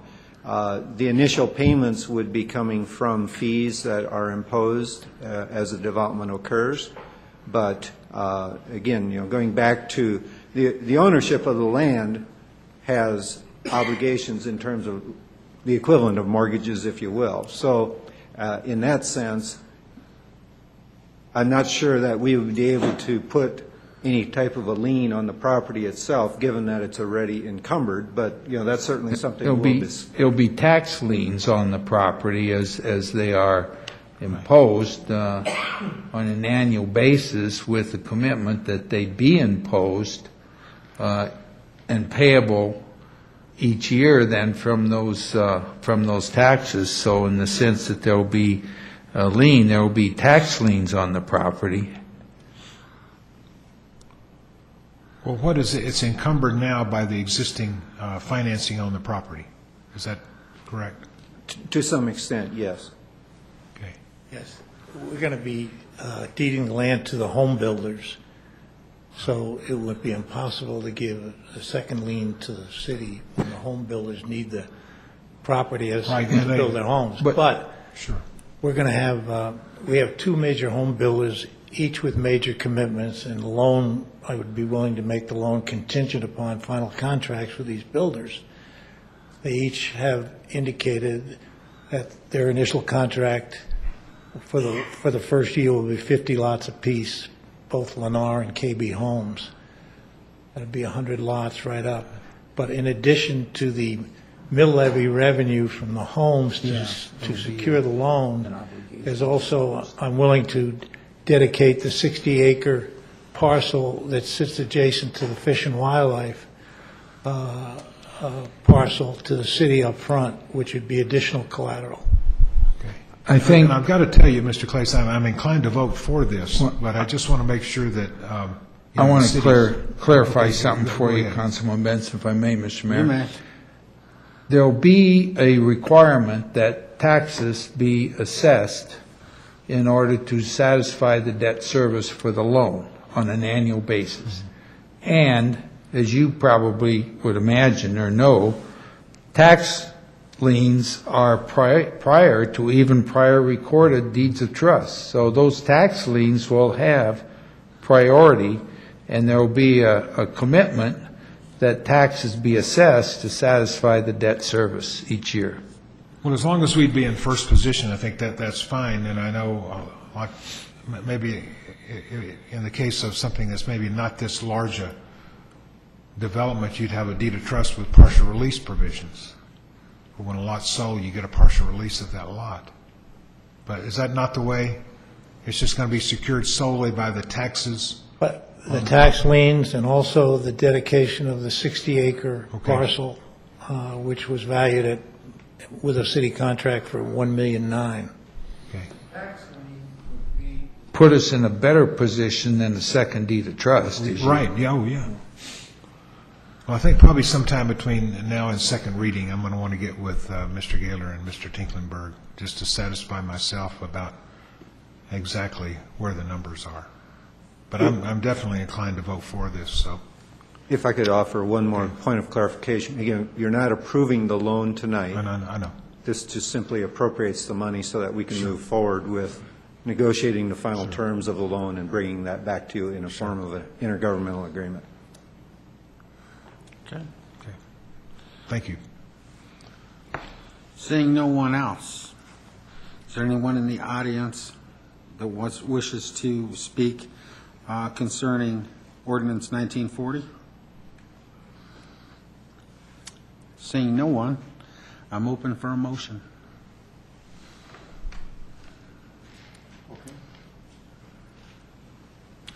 Mr. Benson, do you put your light on? Mr. Benson? Yeah, I will move for the adoption on first reading of ordinance 1940. Okay. I'll second it. Mr. Bullock? I'll second that.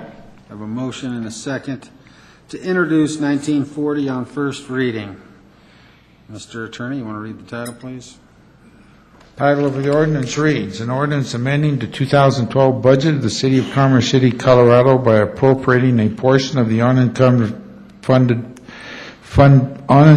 fund balance in the CIPP fund to the 96th Avenue account in the amount of $274,615, transferring prior appropriations in the CIPP fund in the amount of $4,218,883 to the 96th Avenue account in the CIPP fund, and transferring a portion of the unencumbered fund balance in the solid waste fund to the 96th Avenue account in the CIPP fund in the amount of $500,000, totaling $4,993,498 for a loan to the Buffalo Highlands Metropolitan District and authorizing the expenditure thereof. Thank you. I'll ask for a roll call vote.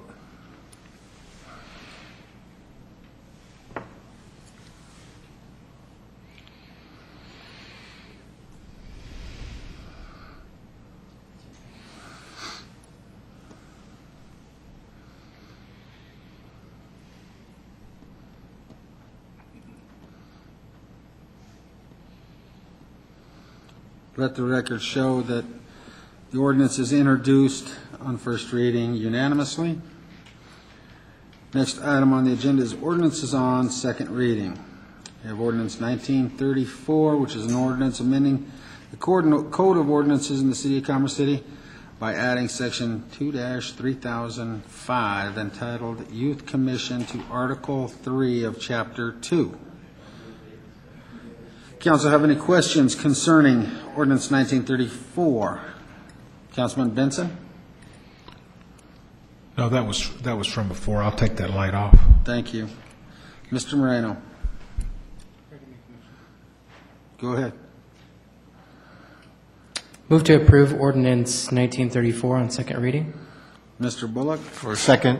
I have a motion and a second to approve ordinance 1934 on second reading. Is there any discussion? Seeing none, I'll ask for a title. Title reads, an ordinance amending the Code of Ordinances of the City of Commerce City by adding section 2-3005 entitled Youth Commission to Article 3 of Chapter 2. Thank you. I'll ask for a roll call vote.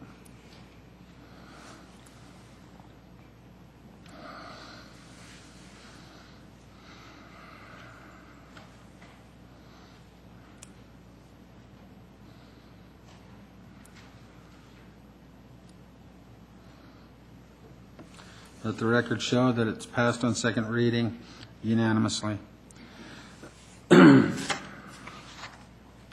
Next is ordinance 1936, an ordinance amending the 2012 budget of the City of Commerce City, Colorado by appropriating a portion of the unencumbered fund balance of the Park Impact Fee Fund in the amount of $947,745 for the Vaughn property purchase and the authorization of the expenditure thereof. Mr. Bullock. Move to introduce ordinance 1936 on second reading. Mr. Douglas. No. Mr. Douglas, take your light off. I had discussion, but We'll have discussion. As soon as I get a second, I'll make sure you get discussion. Mr. Moreno? Second the motion.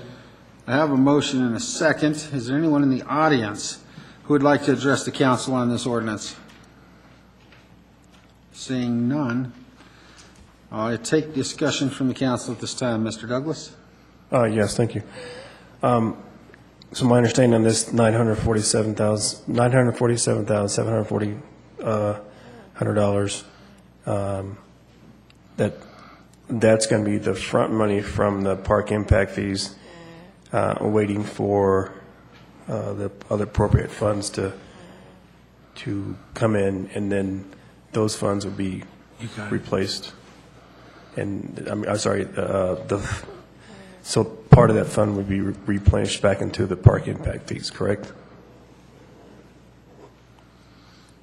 I'm not sure I understand your question. We're just fronting the 947. Part of that money, 400-something thousand, is going to be another type of funds, right? But we're not yet. We have not yet received those funds, correct? You're referring to the grant that we've applied for? Yeah, the grant, right. Yeah. I'll let Mr. Brown talk specifically about it if you have some further questions, but we're essentially looking at about half of the purchase price should be obtained through grants. Mm-hmm. Okay. I know I asked a lot of questions on this here, and my hang up on this was that I didn't know if we had used best business practices when it came to assessing the value of this property based on the price we paid for the 35 acres back in 2005 versus a willing seller coming to us. I thought that we kind of priced ourselves out of this one here. I mean, overpaid for the parcel land. I understand what the intent was as far as occupying this piece of property, the connection and all. But I think as today's dollars for what that land is worth, I felt we overpaid. So I'm not in support of this right now. I think that this land can't be used for anything else but for the purpose it is right now, for grazing of animals. To me, in order to acquire this property, I think we could have asked for less money, but that's just my opinion. Okay. Mr. Bullock, did you have something? Are you sure? Yes. Okay. I have a motion and a second. Is there any other discussion? Seeing none, I'll ask for a roll call vote. Oh, title. Title reads, for ordinance 1936, an ordinance amending the 2012 budget of the City of Commerce City, Colorado by appropriating a portion of the unencumbered fund balance of the Park Impact Fee Fund in the amount of $947,745 for the Vaughn property purchase and authorizing the expenditure thereof. That's a typo there. I'll change that administratively. Should be and authorizing the expenditure thereof. Thank you. I'll now ask for a roll call vote.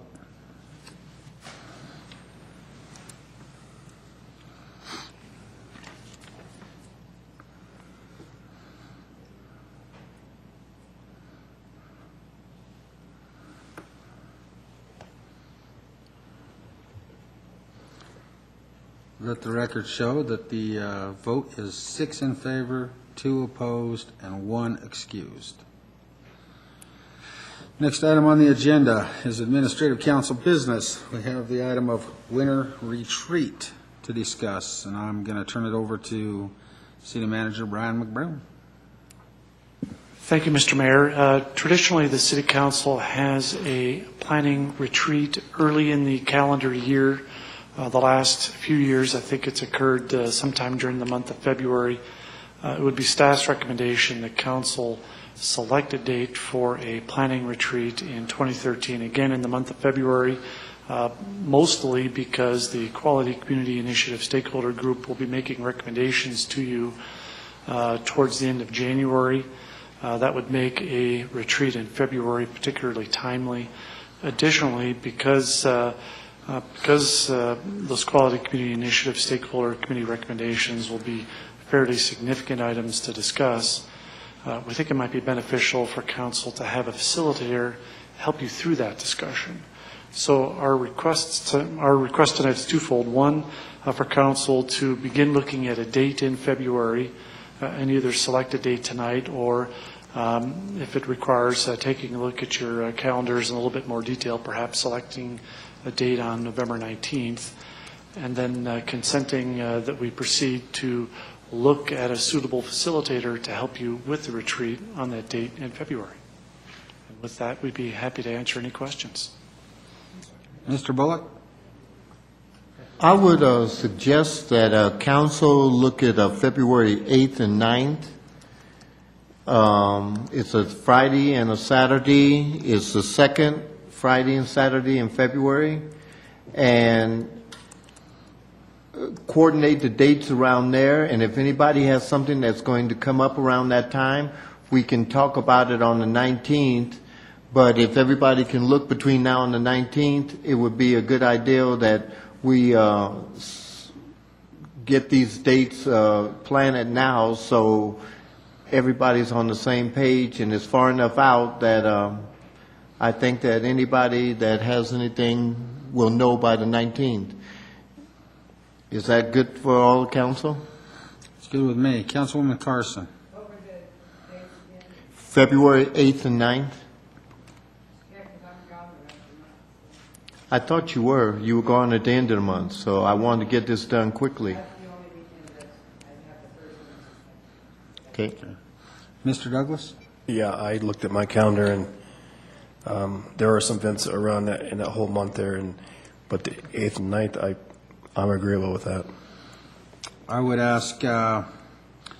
McBroom, can you have Lisa put that tentatively on my calendar so it blocks those days out? Absolutely. Between now and the 19th, we'll send it out tentatively. Based on the discussion, would council like to consider it, but maybe wait and take action to select those dates on the 19th? Yeah. I think so. Thank you. We can go home and ask the rest of the family if anything else is going on. Okay.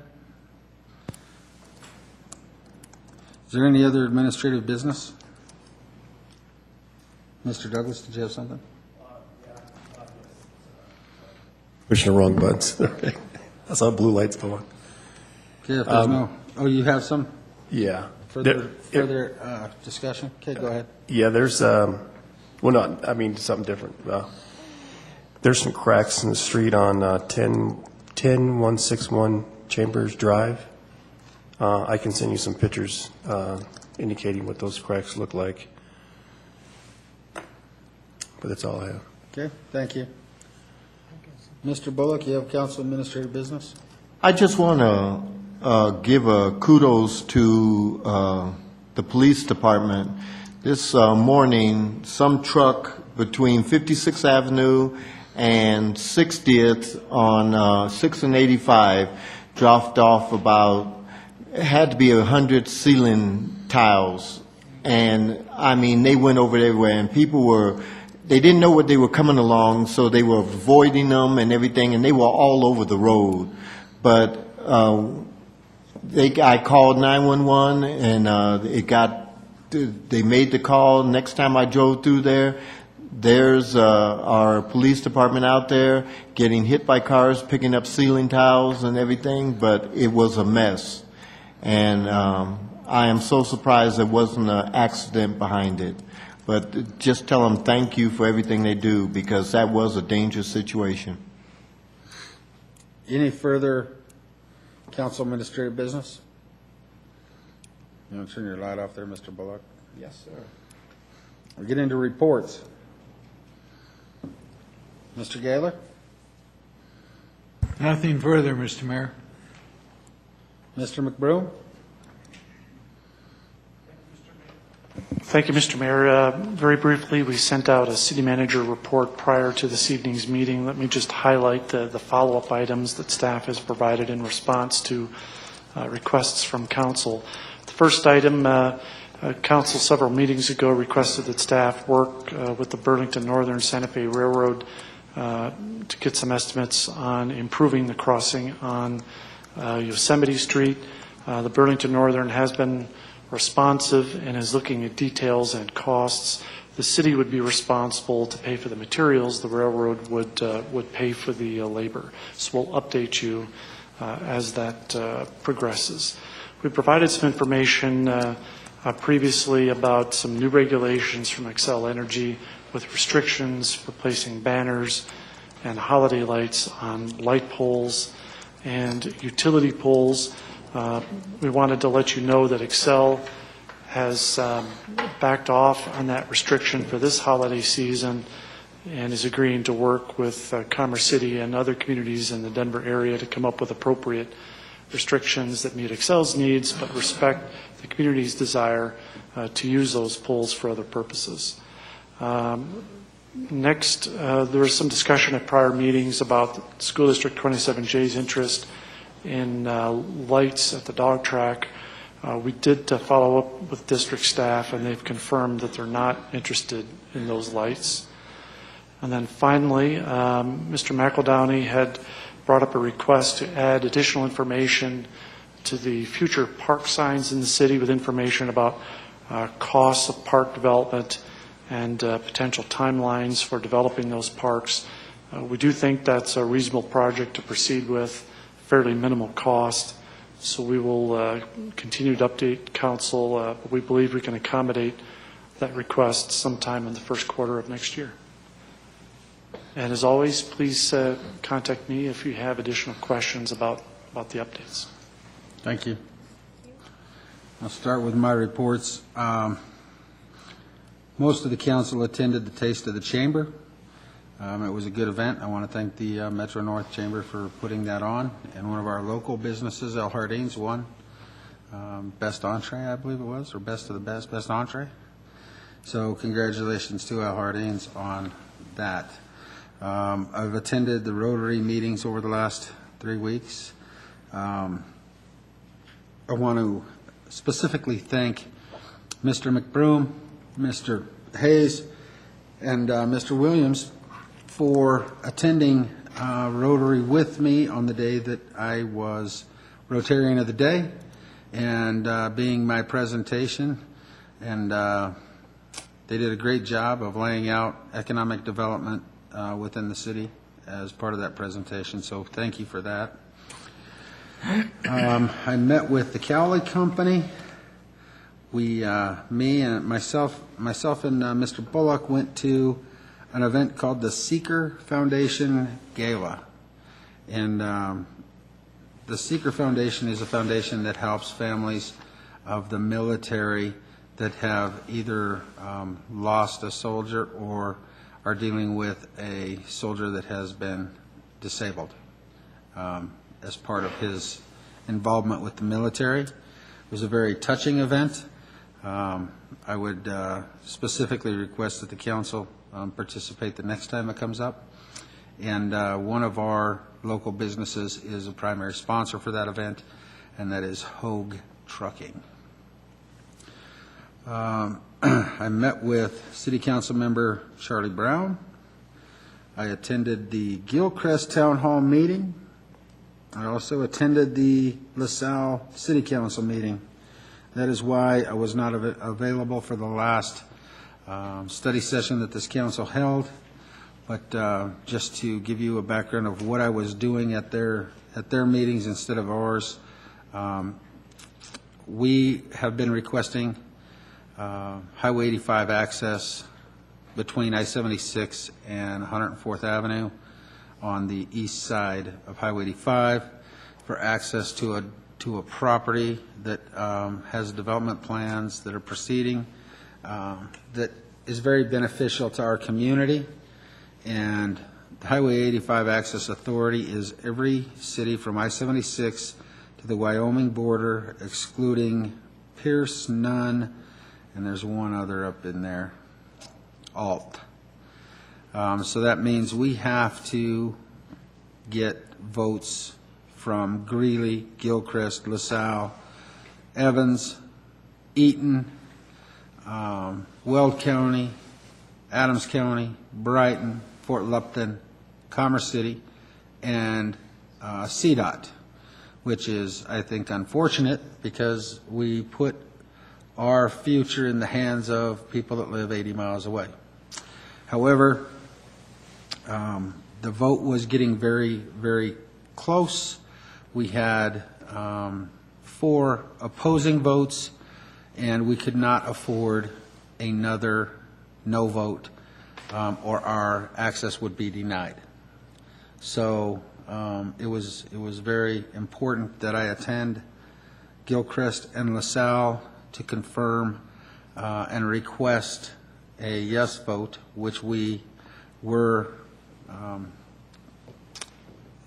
good in getting their votes. So just so you all know, we did achieve the amount of votes necessary to get the access that we requested, but we were right to the wire. We couldn't afford any more no votes. So that's a positive thing. We were able to get the votes we needed, and the developer and owner of the property can move forward with the development plans entailed for that piece. So I apologize for not being here, but I was out trying to represent the city to take care of some other needs.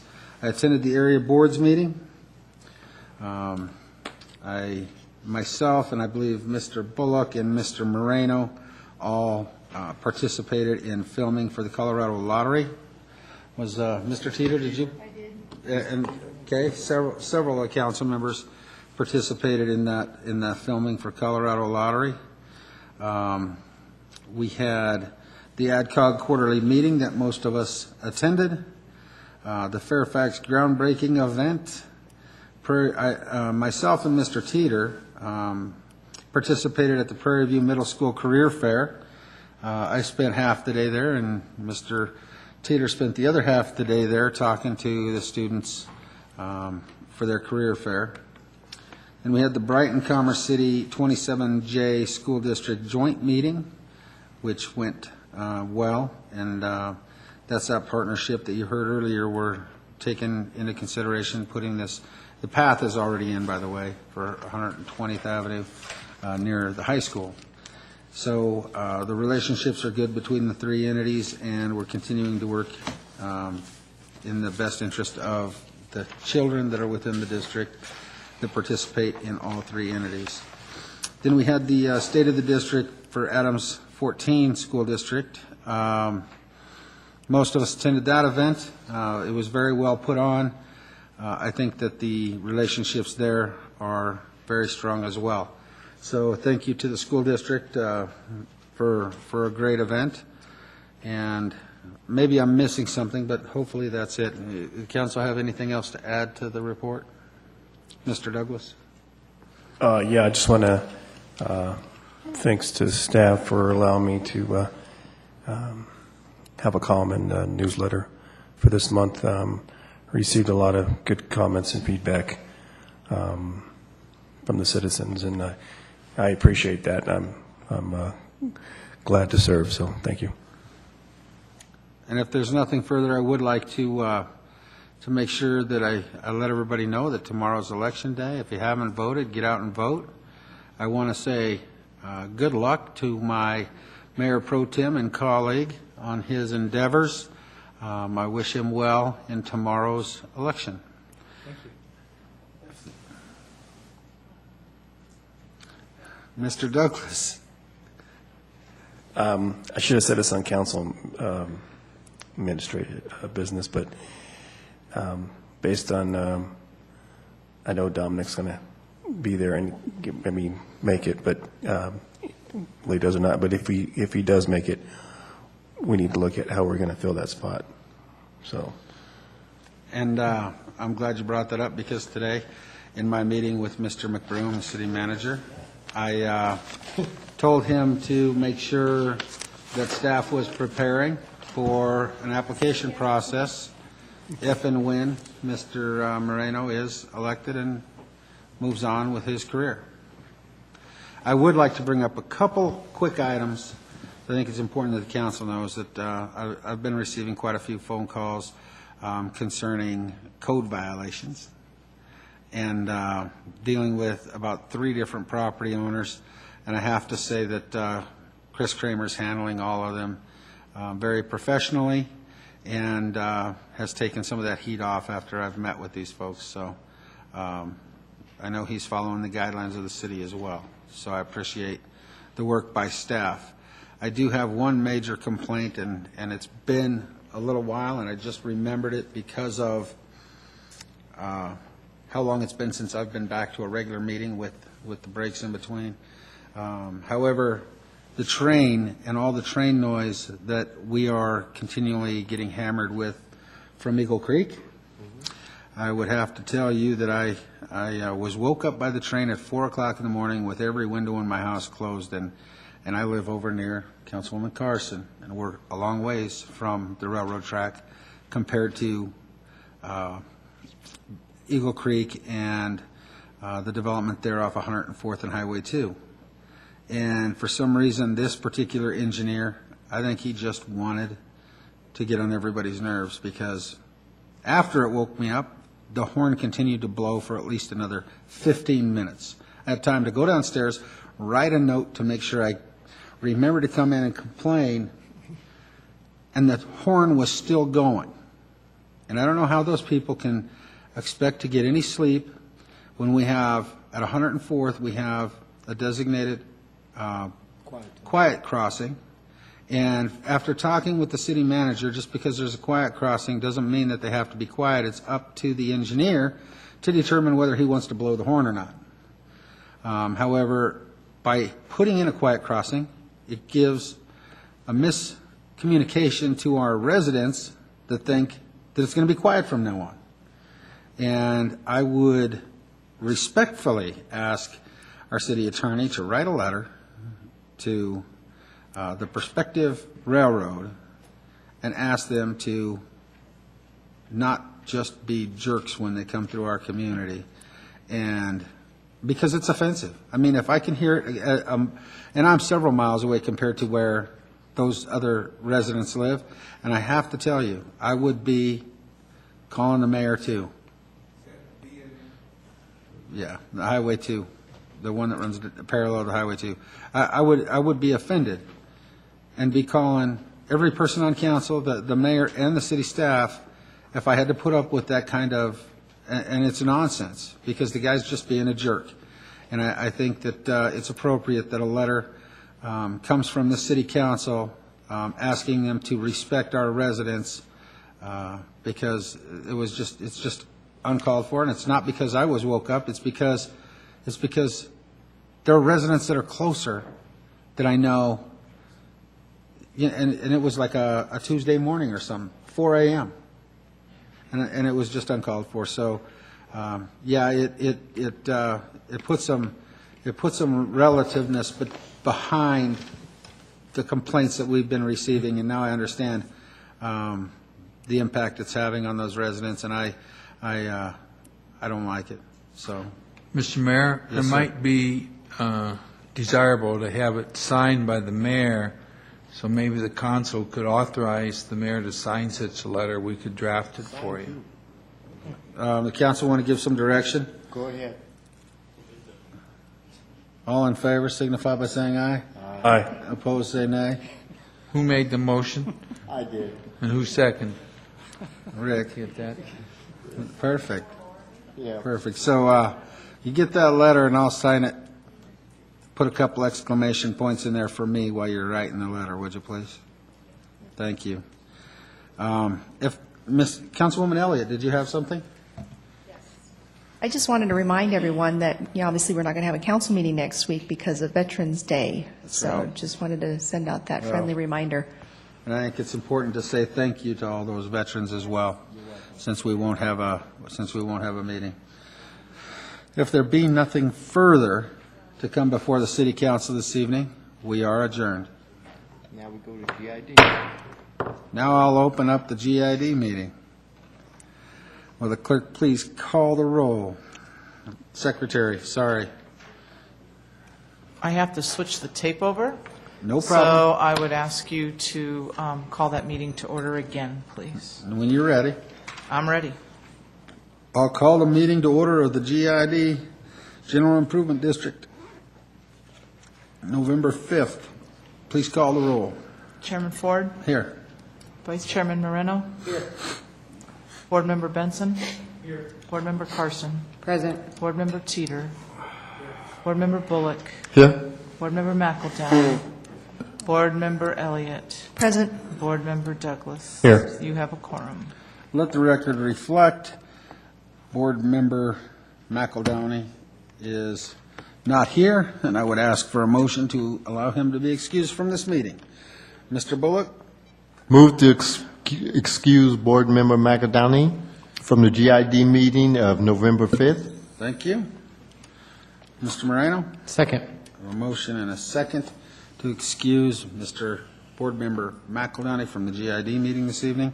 All those in favor signify by saying aye. Aye. Opposed, say nay. The motion is carried. I'd like to, at this time, ask Mr. Tinklenberg to come forward and address the board.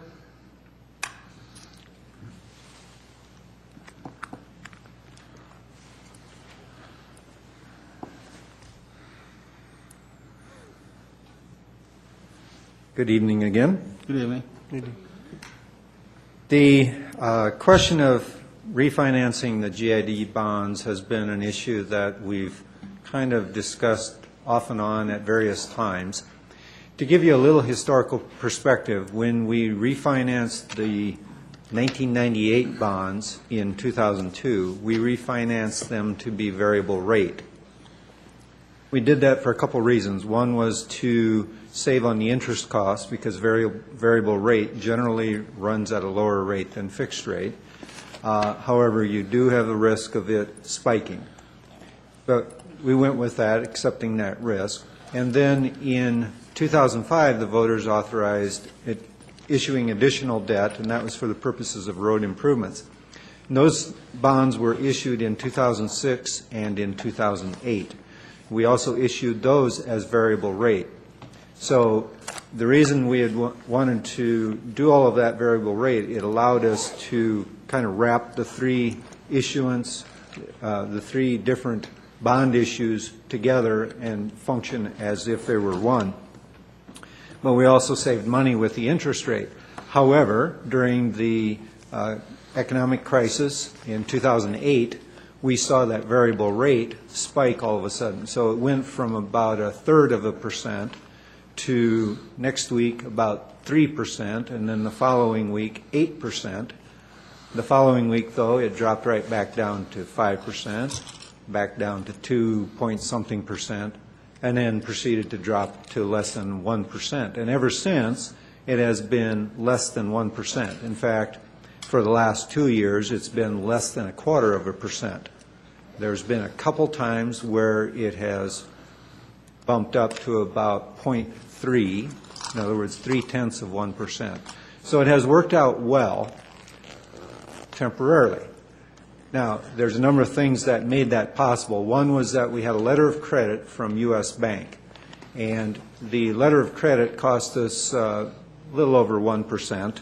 And when Basel III regulations were put in place, in Europe they call it Basel, but anyway, it's the city, and that's where they had a convening of all of the bank regulators, if you will, and they decided that banks, as a result of the financial crisis, needed to have more rigorous standards that they had to comply with. And one of those standards was they had to have a higher capitalization rate. What that means, the bank has to have more cash on hand in order to make loans. And how that affects us is that a letter of credit functions almost like a loan in the sense that the bank has to have the capital there to back up that letter of credit. And the reason for that is if we weren't able to pay, in other words, the General Improvement District weren't able to pay off its bonds, then the bank has to make good on those payments of those bonds. So they're basically full faith and credit backing up those bonds. So as a result of Basel III, we have to pay a higher fee to them because they have to have more cash that's sitting idle to back up the bonds that they're offering the letter of credit on. So as a result, that fee would go from 1.547% to approximately, I'm sorry, let me back up. That fee would go from 1.2% to 2.6%. Now, that's only part of the story. The rest of the story is that we also have a remarketing fee. So every week, that rate is reset and those bonds are remarketed. So we pay a firm to remarket those.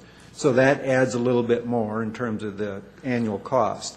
And then on top of that, there are bank fees that are paid and that type of thing. So the grand total of all of that, all of those fees wrapped together, would be the equivalent of currently 1.547%, in other words, a little over 1.5%, and it would go to a little over 3%, so almost doubling, 3.076. So you may ask, well, what's the relevance of all of that? The relevance is that right now, fixed rates are at a historical low. And so fixed rate bonds, currently, we think we will be able to sell somewhere in the range of about 3.85%. Now, you all know math, so you look at that and say, well, you're going to be paying a little bit more for the fixed rate, and that'd be absolutely right. We would be. However, the reason we think now is the time to lock in with a fixed rate is to avoid the volatility that comes with that variable rate, because with the weekly reset, like the example I used in 2008, all of a sudden it spiked at 8%. That's why I don't have much hair. But, you know, in a sense, we rolled the dice and we won long term because we were able to obtain a lower rate. Now we're going to be facing a higher rate with variable rate, and it's going to be very close, fairly close, to a fixed rate. And so for that reason, I decided, you know, it's time to come back to council, to the board, I'm sorry, and discuss this with you. And so I've started the process of, okay, what does it take to refinance our bonds and lock in the rate and proceed with hopefully somewhere around that neighborhood of 3.85. The other element of this is we have always budgeted for the rate being at 4%.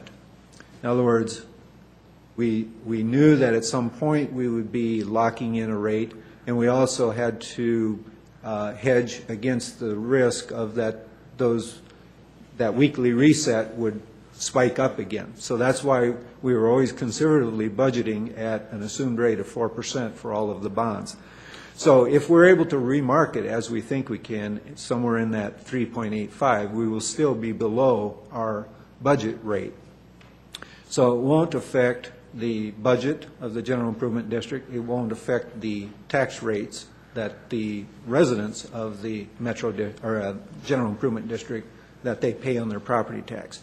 So for that reason, we would like to bring this to you in the form of an ordinance, and the first reading of that ordinance would be on November 19, and then the second reading would be in December, and that would authorize locking in or fixing the rate on the bonds, and it would authorize us, it doesn't necessarily mean that we have to do it immediately, but it authorizes us to pull the trigger when it looks best in terms of the market rates. So what we'll do is once the board authorizes that, then we will watch the markets to see where because they bounce up and down. And so if it doesn't look like it's advantageous to lock in on January 2, which would be our target date, then we will wait a little bit longer and see what happens. So are there any questions? That's a real quick dump of information for you. Anyone have any questions?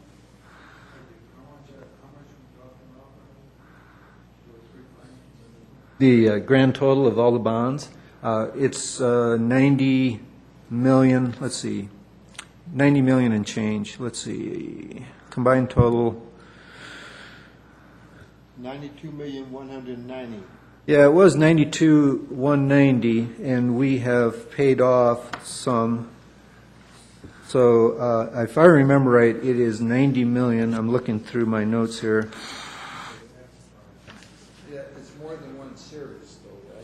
It is currently 3 series.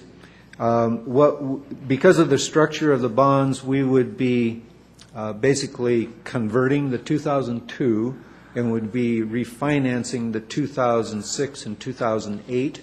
In addition, I forgot to mention this to you, there's an additional authorization of $860,000 of bonds that was not used. That was authorized in the very first issuance back in 1998. That has not been used, and we're proposing to issue that remaining $860,000 worth of bonds for water main work that will be occurring in conjunction with the 104th Avenue project, Phase 3B, which is the one that's we're budgeting for currently and is in the planning design phase now. So, but that would be, that $860,000 would be wrapped in with the 2006 and 2008. So we would end up with two issuances, basically locking in, converting the 2002, and a new issuance that would refinance the 06 and 08 and issue the additional $860,000. Any concerns or comments from the council? Mr. Douglas? So on a yearly basis, this is costing us, what, about almost $2.5 million fees? Well, when you look at the all-in, in terms of the interest, the letter of credit fee, plus the bank fees and the remarketing fees, all of those together add up to currently approximately $1,030,000, and when it goes next year, when it goes to that higher letter of credit rate, it would be about $1.5 million, just under $1.5 million. And if we lock in, I'm sorry, those are the fees, then you have the interest costs on top of that. So let me rephrase. Sorry, I don't mean to confuse here, but I almost did. The total all-in costs would be, in 2012, would be $1.4 million, and the 2013 costs all-in would be $2.8 million. And then to lock in, we would see that go to $3.5 million, which would be about a $712,000 difference from staying with the variable rate. Okay, thank you. Any other comments or questions? Does the board want to give some direction to the staff on bringing this forward for November 19th? Mr. Bullock? Roger, I propose that you bring it forward for an ordinance on November 19th to the board, and we'll sit and do our recommendations and vote on it then. That's good. Is there a second? You actually don't need to take action. To give you direction? Don't. No? Is everybody okay with it then? Mm-hmm. As long as there's no objection, No we'll objection, yeah. proceed Okay. that way. Yeah, good. We're good then. Okay, thank you. Thank you. At this time, I'd like to reopen the public hearing continued from October 15th on the budget. Is there anyone in the audience who would like to address the board regarding the proposed budget? I ask the council for a motion. I need to close the hearing. Close. The hearing is closed. And what are the desires of the council or the board? Mr. Moreno? Move to approve Resolution GID 2012-01. Mr. Bullock? Second that motion. I have a motion and a second to approve the GID budget. Will you please? Title read the reads, Resolution Adopting the Budget and Certification of the Mill Levy for the Commerce City Northern Infrastructure General Improvement District, GID, for the year 2012. Thank you. Yeah. Just for clarification, the levy, the certification is for in the year 2012, but of course it would be For the for the year 2013 2013. Okay. All those in favor signify by saying aye. Aye. Opposed, say nay. Motion's carried. Now, Roger, you're up again. 2012-02. The IGA.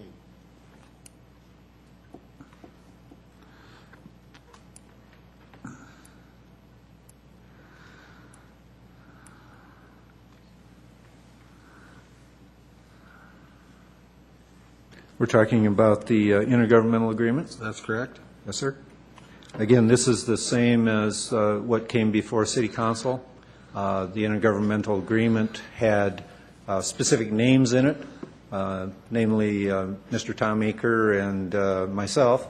And rather than have names in these agreements, we should have titles instead, because we all know we're expendable, replaceable. So for that reason, we're recommending amendment to the IGA to deal with that. And also, the original IGA did not define or did not specify what would happen with the proceeds of the sale of any water rights. And so we just wanted to clarify that any of the proceeds from any sale of those water rights purchased by the GID would go back to the GID. And then if water rights were converted to use by the city, whether it's for economic development purposes or for the use in a city park or facility, then the city would pay the GID 110% of its purchase of those original water rights. Okay, thank you. Any comments or questions concerning the resolution? Seeing none, I'll ask for a motion. Mr. Bullock? Move to approve GID Resolution 2012-02. Okay. Mr. Teeter? I'll second that. I have a motion and a second. Mr. Attorney, read the title, please. Title reads, Resolution Approving the First Amendment to the April 26, 2010 Intergovernmental Agreement between Northern Infrastructure General Improvement District and City of Commerce City. Thank you. All those in favor signify by saying aye. Aye. Opposed, say nay. Motion is carried. If there be no further business to come before the Board of Directors for the General Improvement District, we are adjourned.